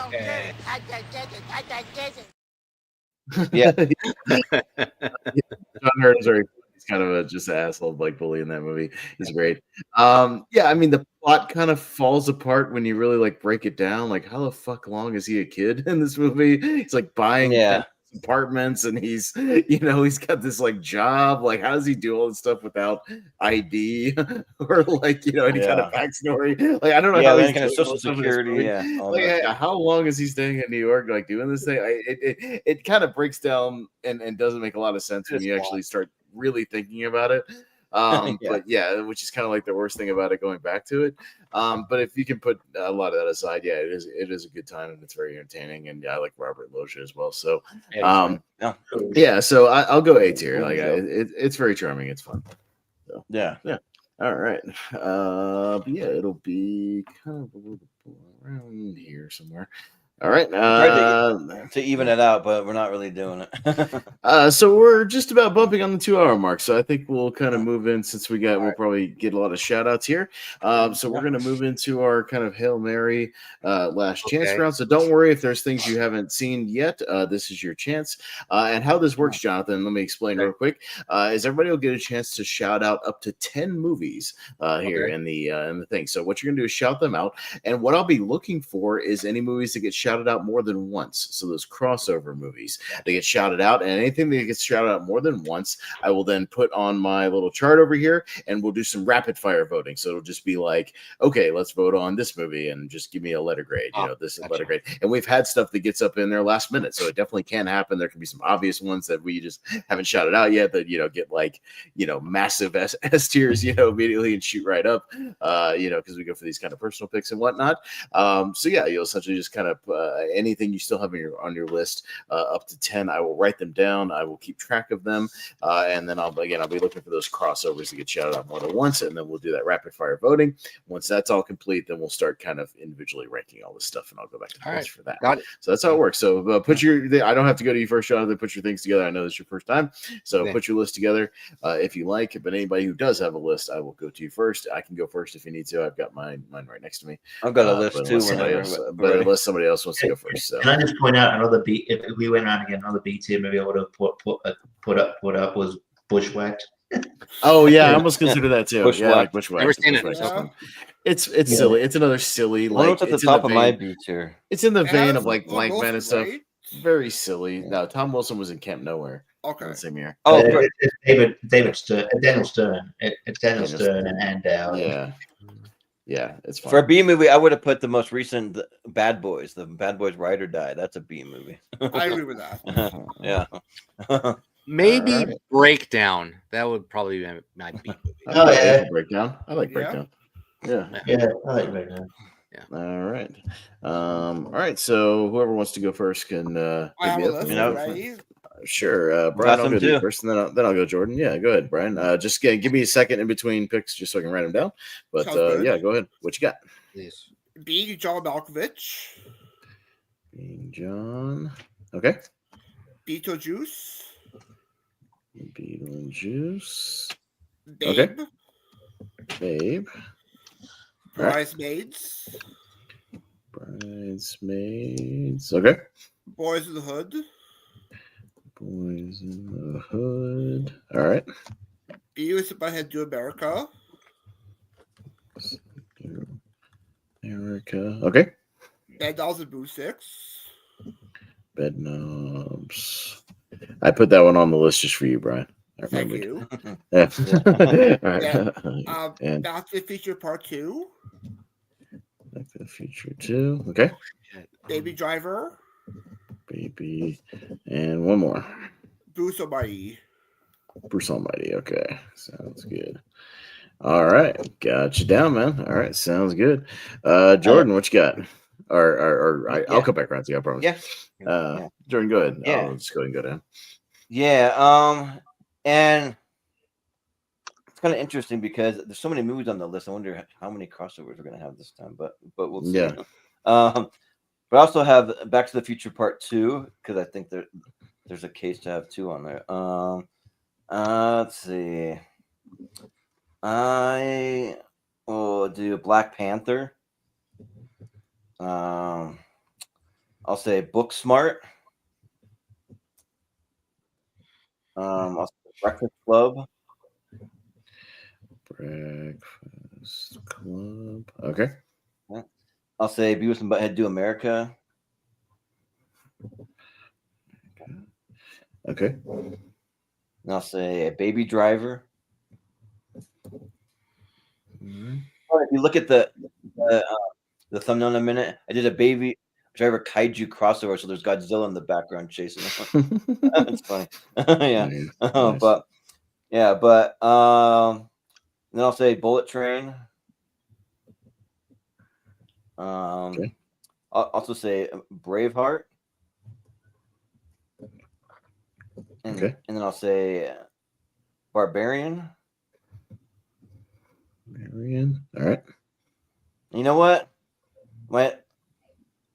Or is that 10? That might be 10. I don't know. No, I got one more. Okay. Just because I watched it recently, I'm just going to throw in a fun one. I'm going to say Borat. Okay. So Sure. All right. Richie, I'll go down to you if you're ready. Babe. Babe. Okay. Borat. All right. Borat. Okay. And, Bridge on the River Kwai. Okay. Yep. Biggest Mother to America. Okay. Big Daddy. Okay. Boys in the Hood. Boys in the Hood. Okay. Bram Stoker's Dracula. Stoker. All right. Babylon. Okay. And Get two more. okay, yeah. I had something that stuff. Yeah, I'll go Blair Witch Project. Okay. And I'll go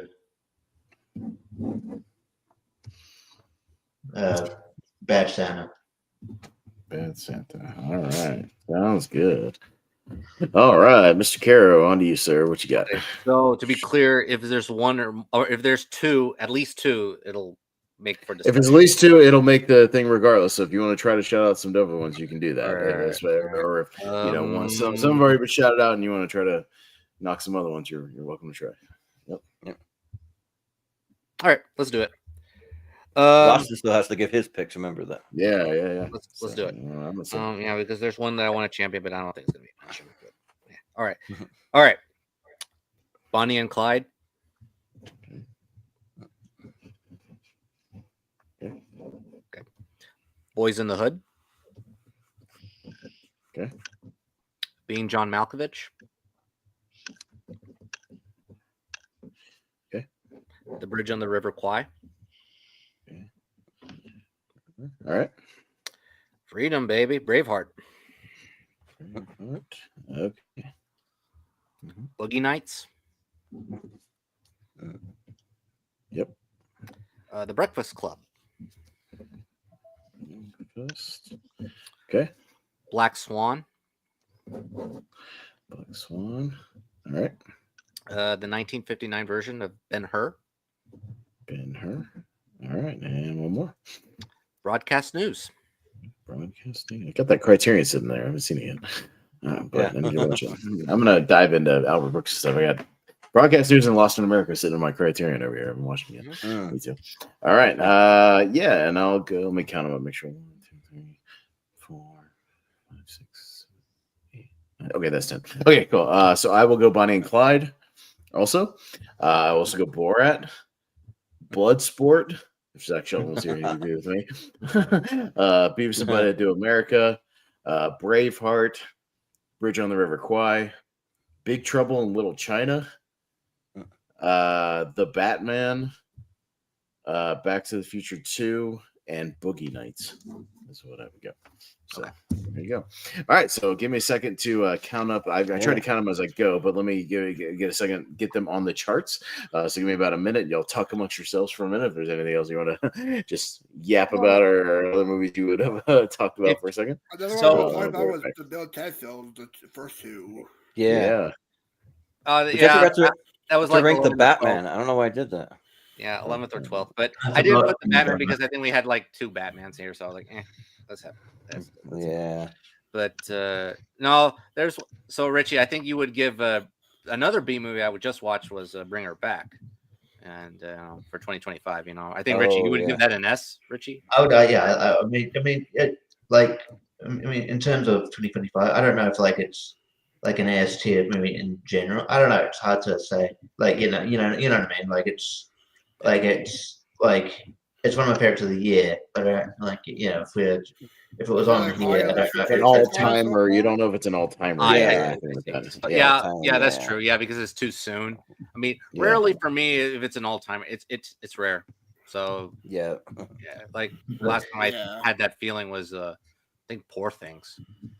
That was the feeling I had for that. But Poor Things and Oppenheimer, those are the two. But make a case for it. Trying to think if I had that thought for anything. I think maybe Everything Everywhere All at Once. Maybe that. Yeah, that would be the year before that. That would be that too. Yeah. Yeah. Last year, you can make a case for Honora. You can make a case, but Yeah. What am I missing here? I'm missing one.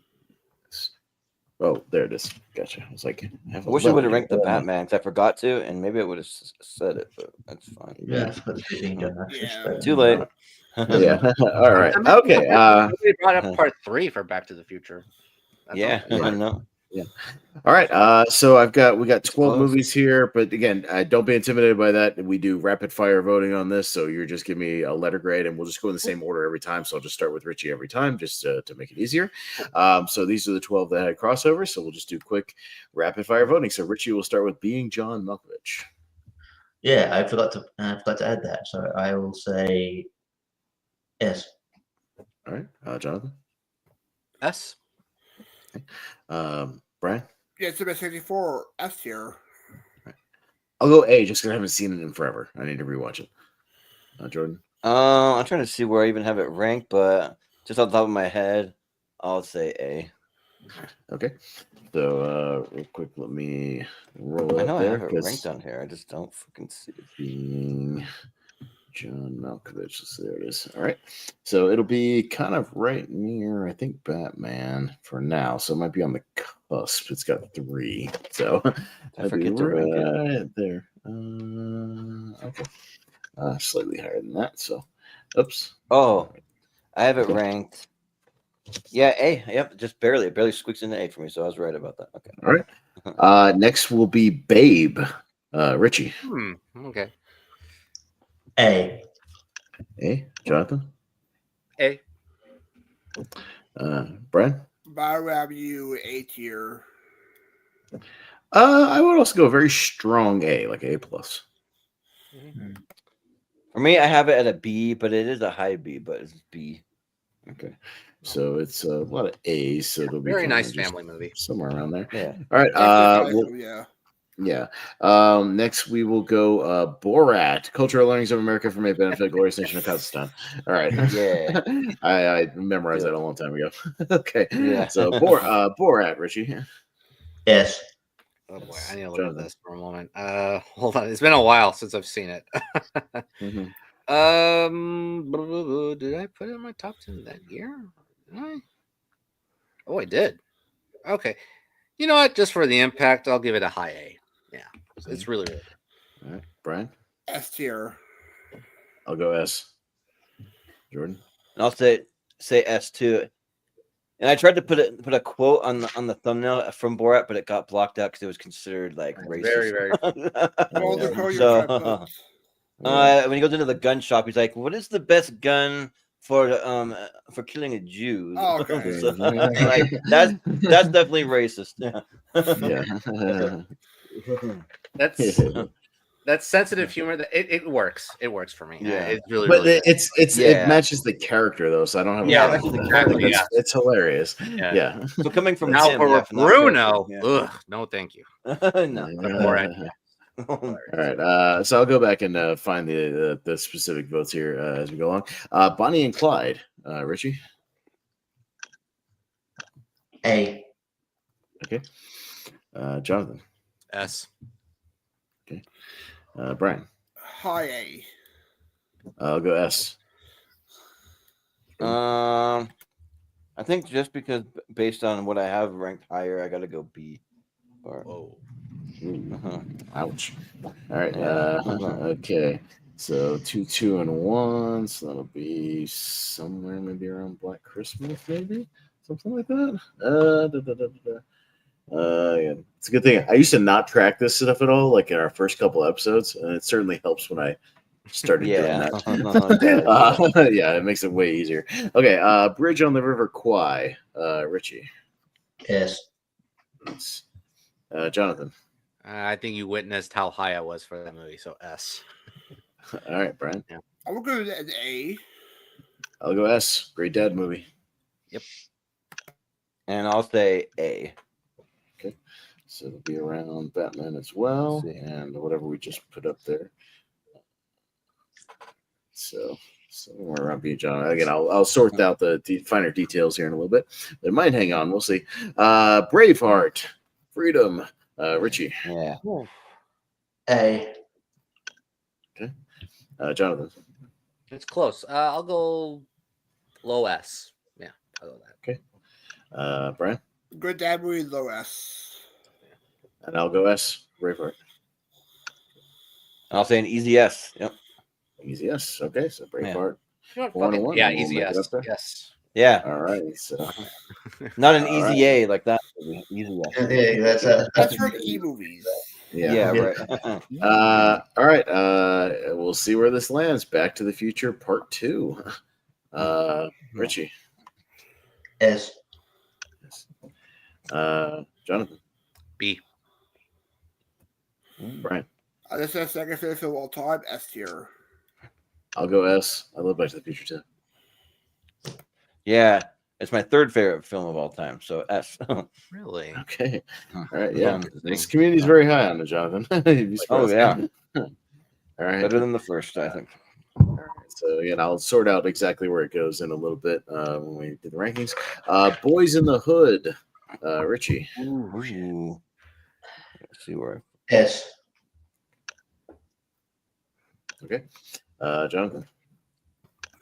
Yeah, it holds up very, very well. So I'll go S. Brian. Yeah, S tier. I'll go A just because I slightly prefer Menace to Society. Like kind of a similar movie. Oh, Yeah. I'll say S. Okay. Hmm. It'll make it up in there. So there you Yeah. go, Boys in the Hood.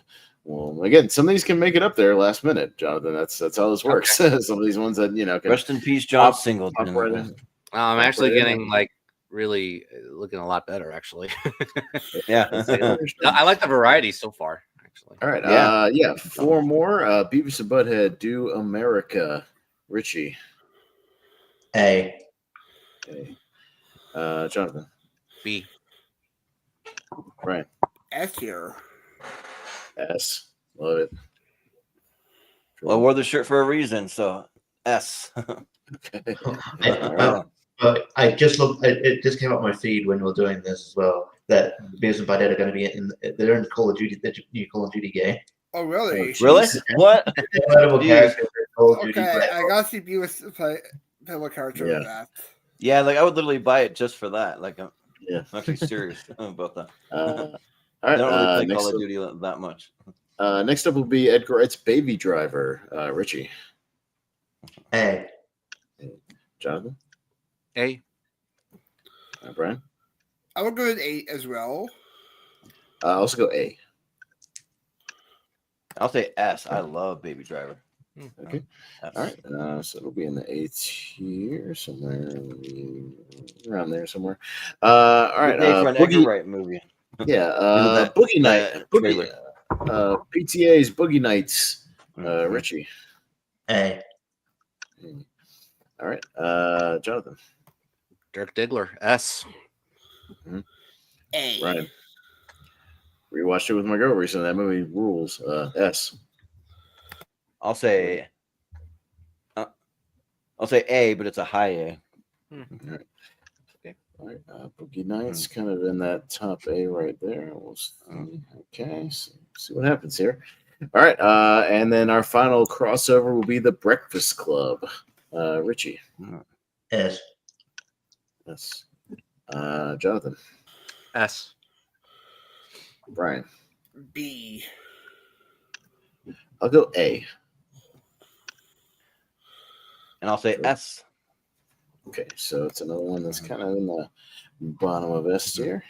All right, now here comes the heartbreakers, Jonathan. This is the fun part. All right. It's the fun part when stuff gets Yeah. knocked out, even though it has 3 Get knocked S's. out. All right, No. because sometimes it kind of pans out where you almost need to have 4 to be secure. So I will say the ones that are completely safe are Back to the Future and Beauty and the Beast. Both have clean sweeps, so they will stay Makes sense. right in there, no problem. And pretty much should be 4. Anything with 4 is probably going to hang on. And I'll sort out the finer details. We have 1, 2, 3, 4, 5, 6, even this one's 7. Back to the Future 2 also, I believe, had that 8, and then and then Being John Malkovich is the first with 3. So this is where we kind of make some tough calls, and then I got to go to the actual voting. So we start with the 3s, and anything that has let's see. So Being John Malkovich had 3 S's and 2 A's. That might be safe. Batman 89, 3, a 1 and a 1, so 3, an A and a B. Bridge on the River Kwai, let's see, 3 and a 2, so slightly above Batman. Beavis and Butthead Do America, 3, 1 and 1, so the same as Batman.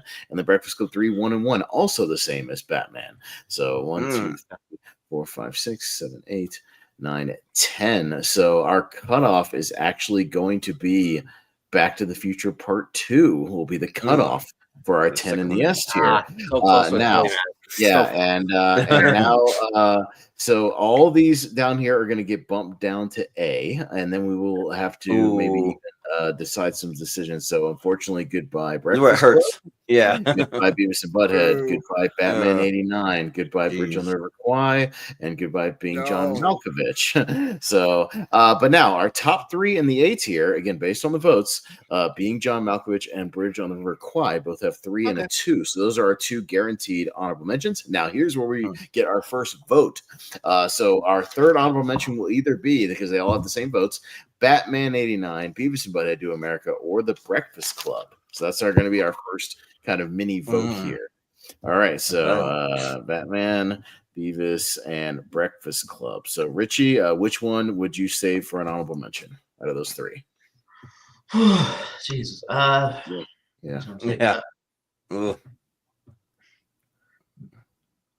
Beavis and Butthead. All right, Jonathan.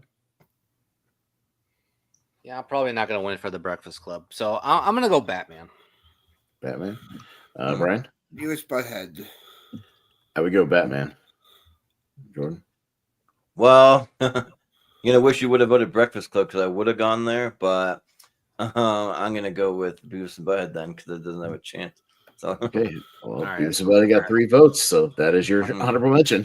So there you go. Beavis and Butthead Do America, Bridge on the River Kwai, and Being John Malkovich are your 3 honorable mentions. All right. All right. Now we move up into the S tier to look at the individual rankings for that. So I will see which kind of one has the lowest of the 4 S tier votes. We do have the lowest of those. So I believe that's going to be Billy Madison because I had Jonathan's 1C. So that'll be probably in your number 10 spot. Okay.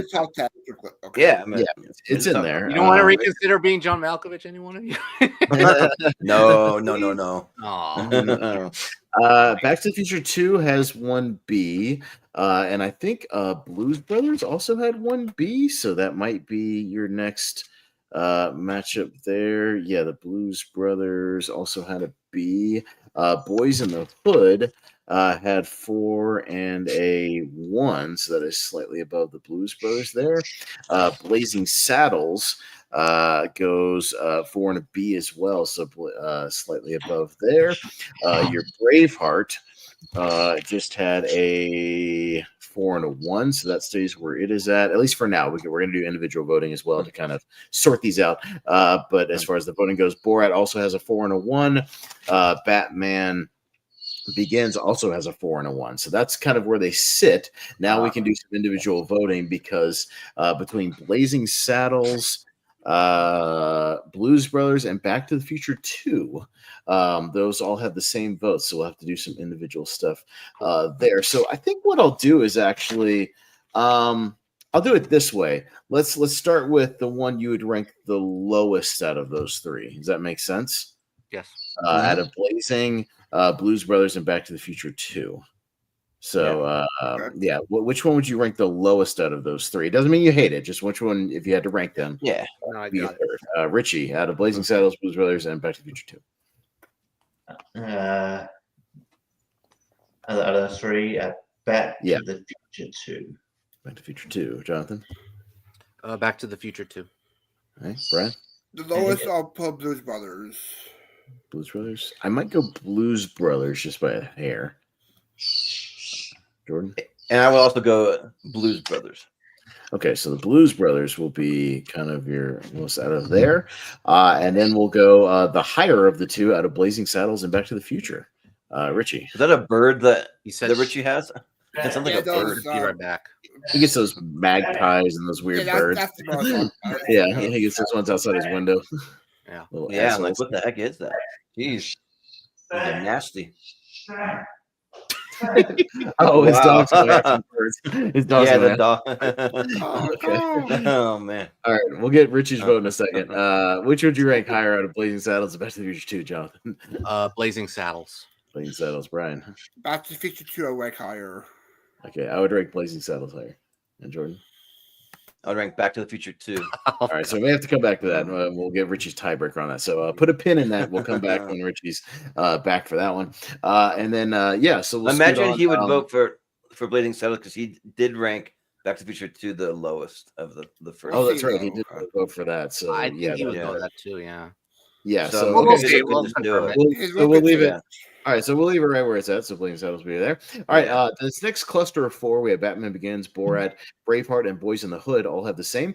So what I'm going to do for this one, we have a cluster of those. I'm going to ask you for your two highest out of those. So give me your what you would rank the two highest out of Batman Begins, Borat, Braveheart, and Boys in the Hood. So that's how we're going to do this one. Now I'll see which ones kind of pan out with the most shout outs. All right, does that make sense?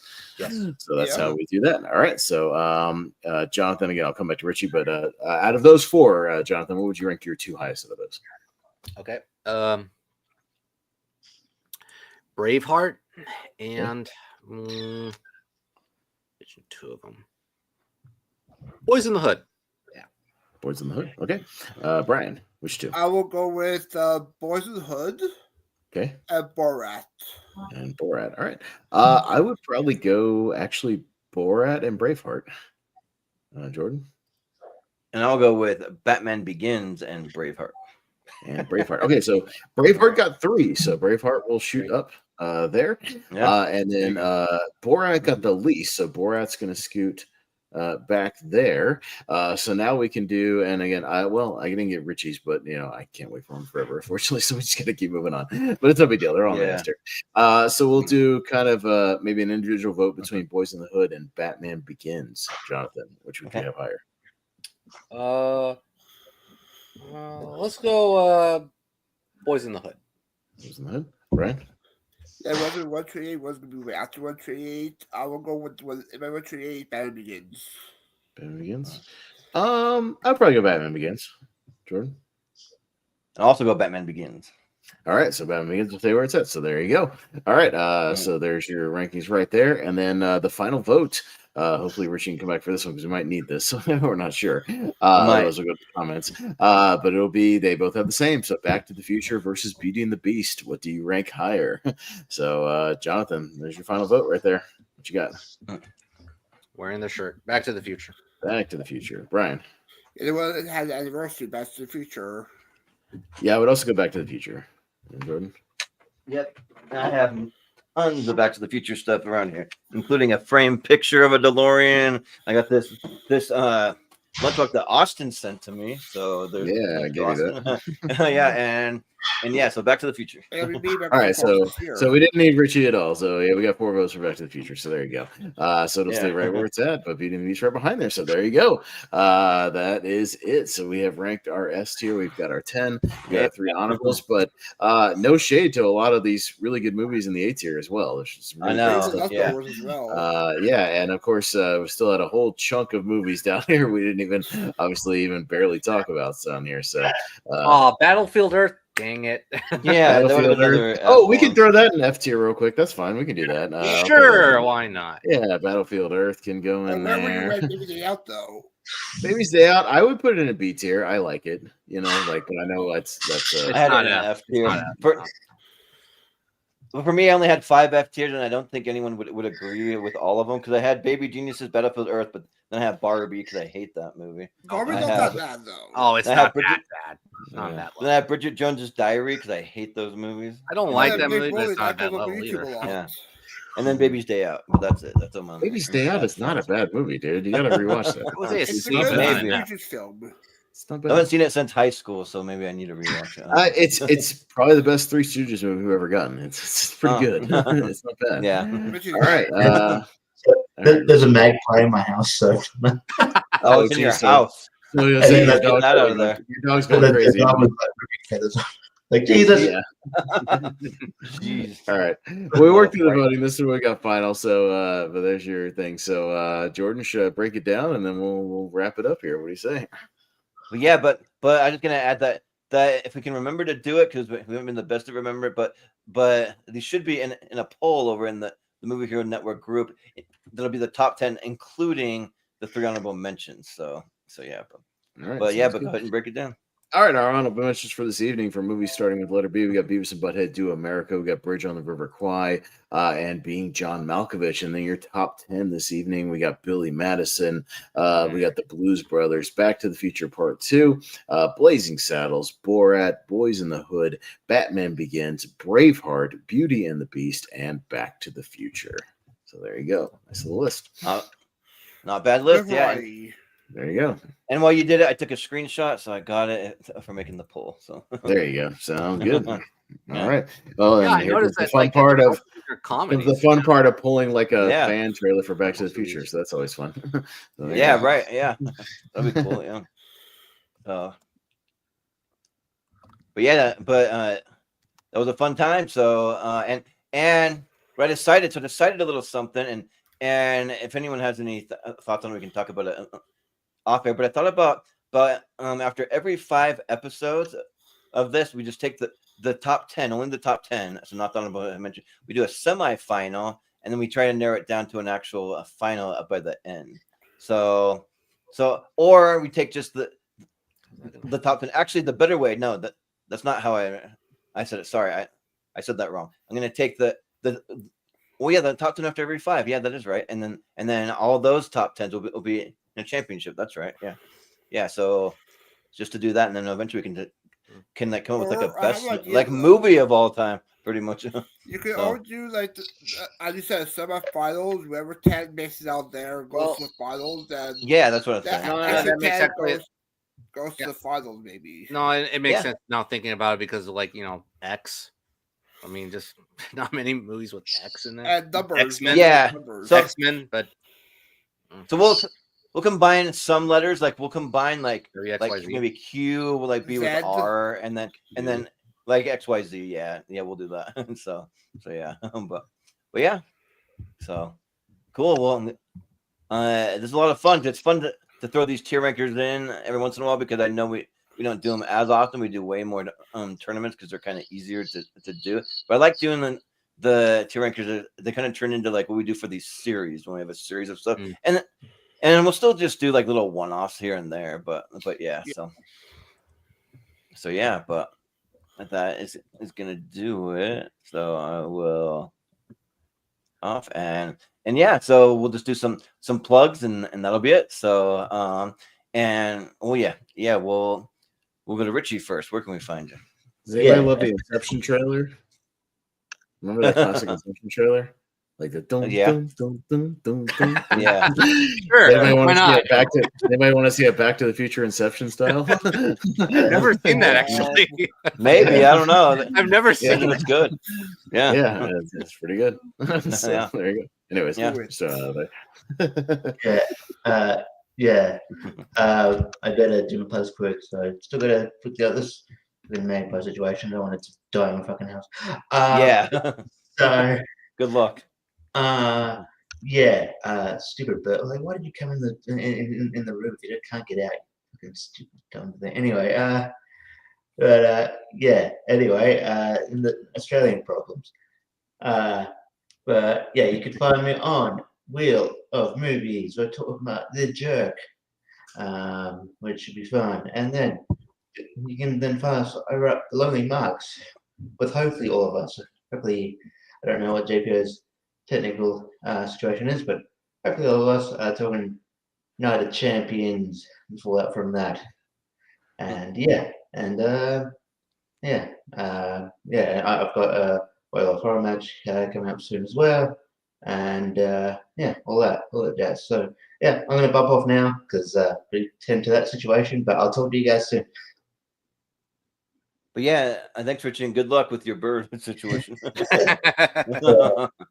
Yeah, sounds kind of freaky, but because birds are freaky. There's a famous clip with Josh McCouga talking about like everything he's afraid of, and one of them is just birds. Like he just is like afraid of birds because they look freaky. If you see a bird up close, it just doesn't look right. I don't know. So yeah, but Jonathan, where can we find you? Yeah, this was a good relaxed time. Yeah, I thought it was just relaxed, Yeah. for me. So it was nice just just chilling, talking about movies, not get too heated. Maybe except one Yeah. time. But Yeah. yeah, but no, it's a good time. You can find me on social media platforms on Twitter, Instagram, Letterboxd, Blue Sky, and Threads at different variations of Caro.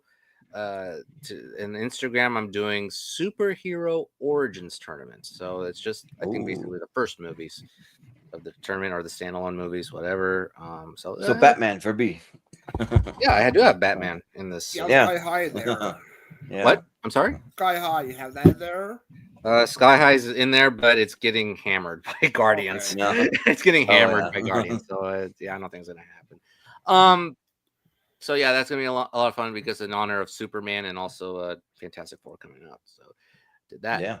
And yeah, I will release my halfway through the year list on both the 2025 and also non-new releases on actually various social media channels tomorrow. And let's see what else. So on Movie Hero Network. Oh no, I'm sorry. Before that, please submit your personal movies of the top movies of the 21st century so far. Yeah, 2000 to 2024. Yeah. Hey, the more lists, the better. There are some wacky ones, but I was like, okay, you have no shot. But no, a lot I can do one now because I was busy setting up for all this stuff, and I have nothing the rest of the week. So I can. Oh yeah, I know the deadline's on July 7th, so you got plenty of time. So it's cool. So next week, yeah. Next Monday.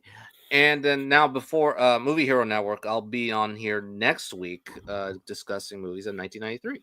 Yeah, very strong year. Actually, I'll be on Wednesday and Friday, part 2 in the championship. And then after that, I'll have a little break. And then my top 128. Yeah, I'll be on there, obviously. 128. And I like a lot and I treasure a lot. So, yeah, those will be the typical 64. And then there's some interesting ones in the mix. So, including a few ones that we discussed tonight. So, hey. Cool. All right. And that's it. Thanks for having me. Yeah, for sure. Yeah. Yeah. And Brian, where can we find you? Yeah, you can find it most choice places. The Pure Scroll, I'll be in that team's tournament that James was having. Sometimes calling to launch the first time. I compete trivia at multi-stacks or TBNT. I'll be part of that championship for best to worst coming up soon. We're still discussing a date for that one. Yeah. And two weeks from today, my 64 TV shows coming up. And I'll be here Monday for part 1 of the last series. Sounds good. Yeah, we'll look forward to all of that. So yeah, but and Austin, what do you got going on?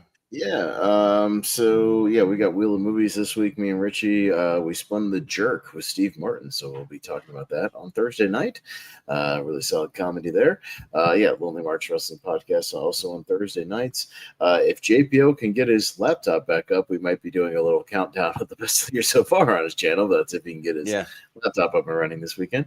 And yeah, that's all I've got as far as in the near future. So that's really it. Yeah. And we had one last comment that the Malcolm said that he's surprised Bill and Ted wasn't and talked to it. We would have had for me. But yeah, if we would have had maybe Zach Shelton, he's a big Bill and Ted guy. He keeps asking if we can do Bill and Ted's Excellent Adventure for recast. And he said, if you don't do that, then I want to do it on my birthday.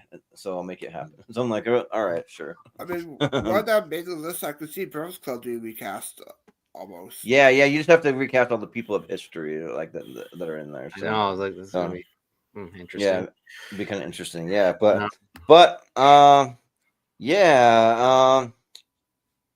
So I don't have too much going on for the rest of the week because we're mostly taking it off for 4th of July. But I know Austin has some stuff going on Thursday and Friday. But but there's no more tournament fights in tier ranker. The rest of the week we'll be back at it next week with the 93 ladder series. So I'm looking forward to kind of a chill week because it's going to be very busy next week because we might be doing our best of the year so far at the halfway point of the year. Maybe earlier on Sunday, maybe we haven't confirmed it. That just is a maybe because I'm going out of town after that, so I'm trying to get it in there before I go out of town. But and then we might do our best to worst maybe Saturday too because I'd rather just do it then that before I go to town. So yeah, because I'm gonna be out of town about anywhere from 5 to 7 days because we might be extending just a little bit, but I shouldn't really be missing too many shows on here. I'm just trying to get in what I can before I leave. And then you can find us on all the social media at Movie Hero 2121. You can find us at Jordan 83616 and in the Movie Hero Network on Facebook and over there you can post in the Movie Hero Network to your heart's desire. You can post if you have a movie channel on YouTube or anything pop culture related, or if you have any projects you're working on, that sort of thing. And yeah, we'll share it out. We'll get you some views, all that stuff, some subscribers, and then a couple of other things that I have yet to schedule because I got a lot of kind of auxiliary things to schedule. One is the next round of seen and heard movie trivia that I've been way late on getting started. So hopefully very soon. It doesn't help that I'm going out of town, but and then we want to do our next music match, which is going to be a Rolling Stone versus Beatles versus Elvis match. That'll be on the Patreon. So you go to patreon.com/movie hero and you can see it over there. Also, along with our other music tournament that's up over there. And yeah, and then we'll try to get more of those out to you. And then let's see. I think that covers most of it, except for what else is coming up for tier ranker and tournament fights. So I did mention the 93 ladder series. It's a 3-parter all next week. So we got that Monday, Wednesday, Friday, and then we doing on Tuesday we'll be doing Brian's top 64 TV shows. That's on there, and then we'll be doing when I get back, which I'll be getting back just in time for it, my top 64 movies of the decade so far, which will give me just enough time to squeeze in like 3 more movies I need to see and see if they qualify. We'll see. But and then next week we'll be doing Jonathan's top 128. So that'll be another 3-part series. So looking forward to that one. And then the next tier ranker will be doing at the end of the month, just because that's just when it fits scheduling wise. Will be movies that start with the letter C. So we're gonna start thinking about that list. Yeah, Casper or Casablanca or like some of those C Casino. Ones. Yeah. so yeah, but Royale. Yeah, but so we got that, and then Clue. Next versus match will be a Will Ferrell versus Seth Rogen match. So we'll do a comedy match. Oh yeah, yeah, and then Sorry,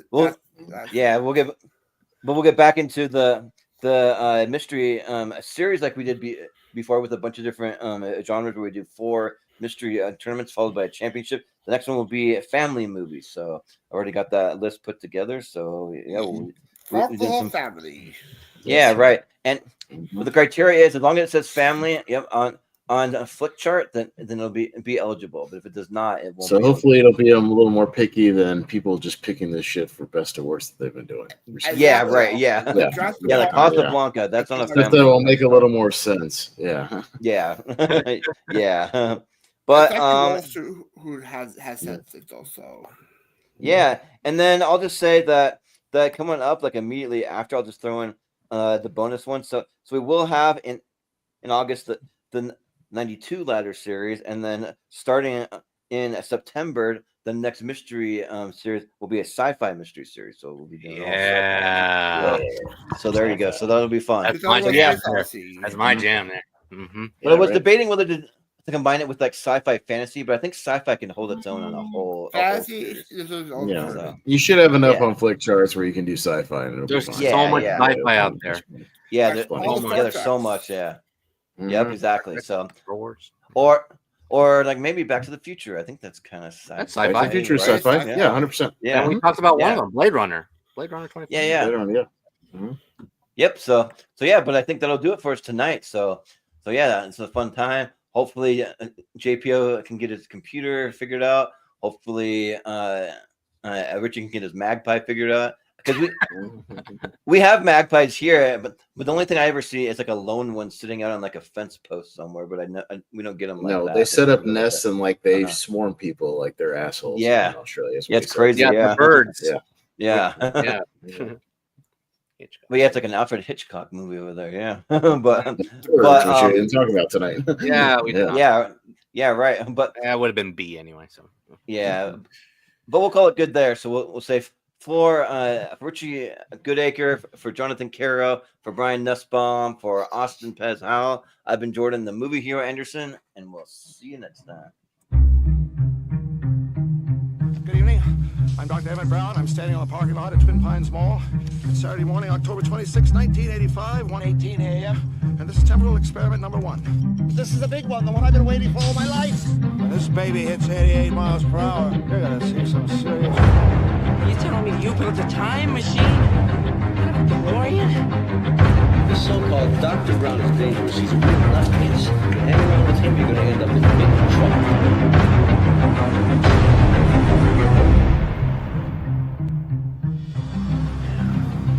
Horrible nightmare. Couldn't went back in time. It was terrible. Well, safe and sound now, back in good old 1955. 1955? From the future. I came here in a time machine that you invented. Now I need your help to get back to the year 1985. Stuck here. I get stuck here. I got a life. 1985. My only hope. Marty, I'm sorry, but the only power source capable of generating 1.21 gigawatts of electricity is a bolt of lightning. Fortunately, you never know when or where it's ever going to strike. We do now.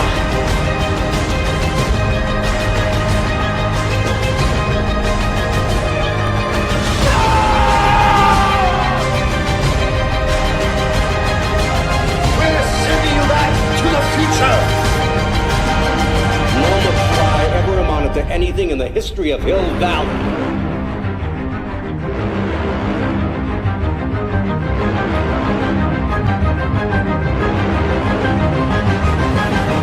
History is going to change.